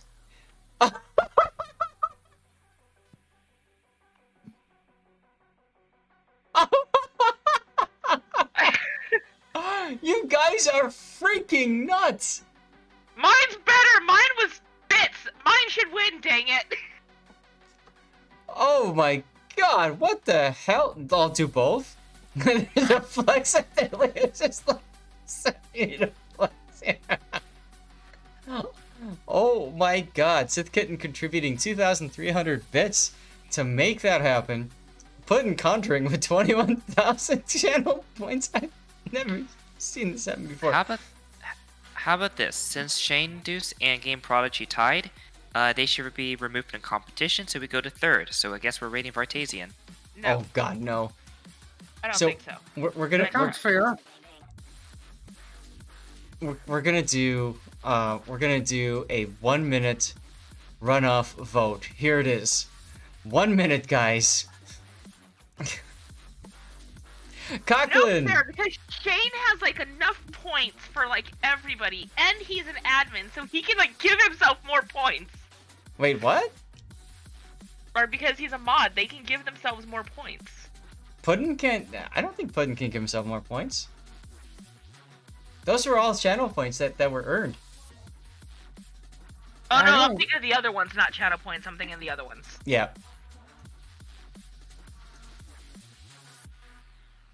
Oh, this is dirty. I'm not spending any more money, and I don't have any more points. I can't. You're welcome. Puddin', you're so mean. I know, seriously, especially because, you know, GP's got a ton of followers. I'm trying to help a baby streamer.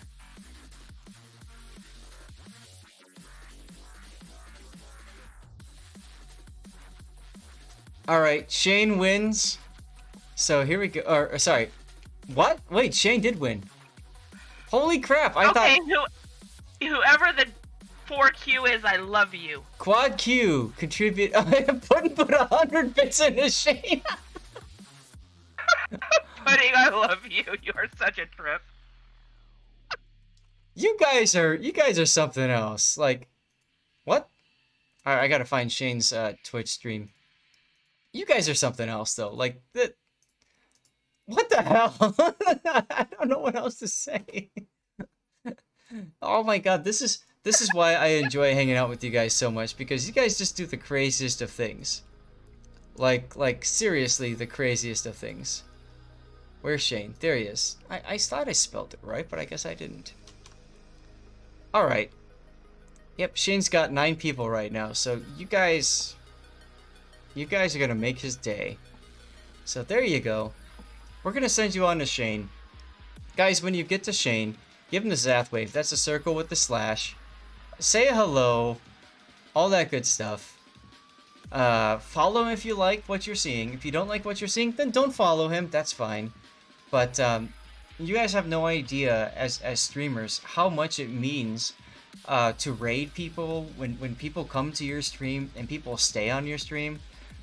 It does a lot for us streamers. It makes us feel really good about ourselves. It makes us feel really good about the content we're providing to you guys. And in some cases, it could very well make our day.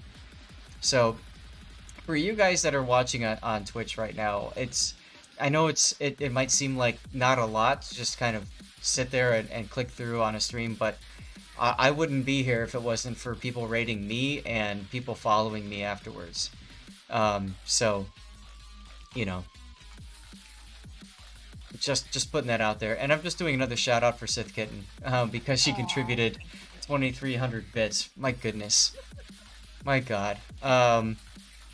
Beat Sunday Sports, except, yeah, Tour de France is pretty nice. F1 Racing is pretty good too. I agree. So, I will give Lady Zathi regards. Guys, 10 seconds left. Thank you all. Have a great rest of your Sunday. Good luck this week. See you out there.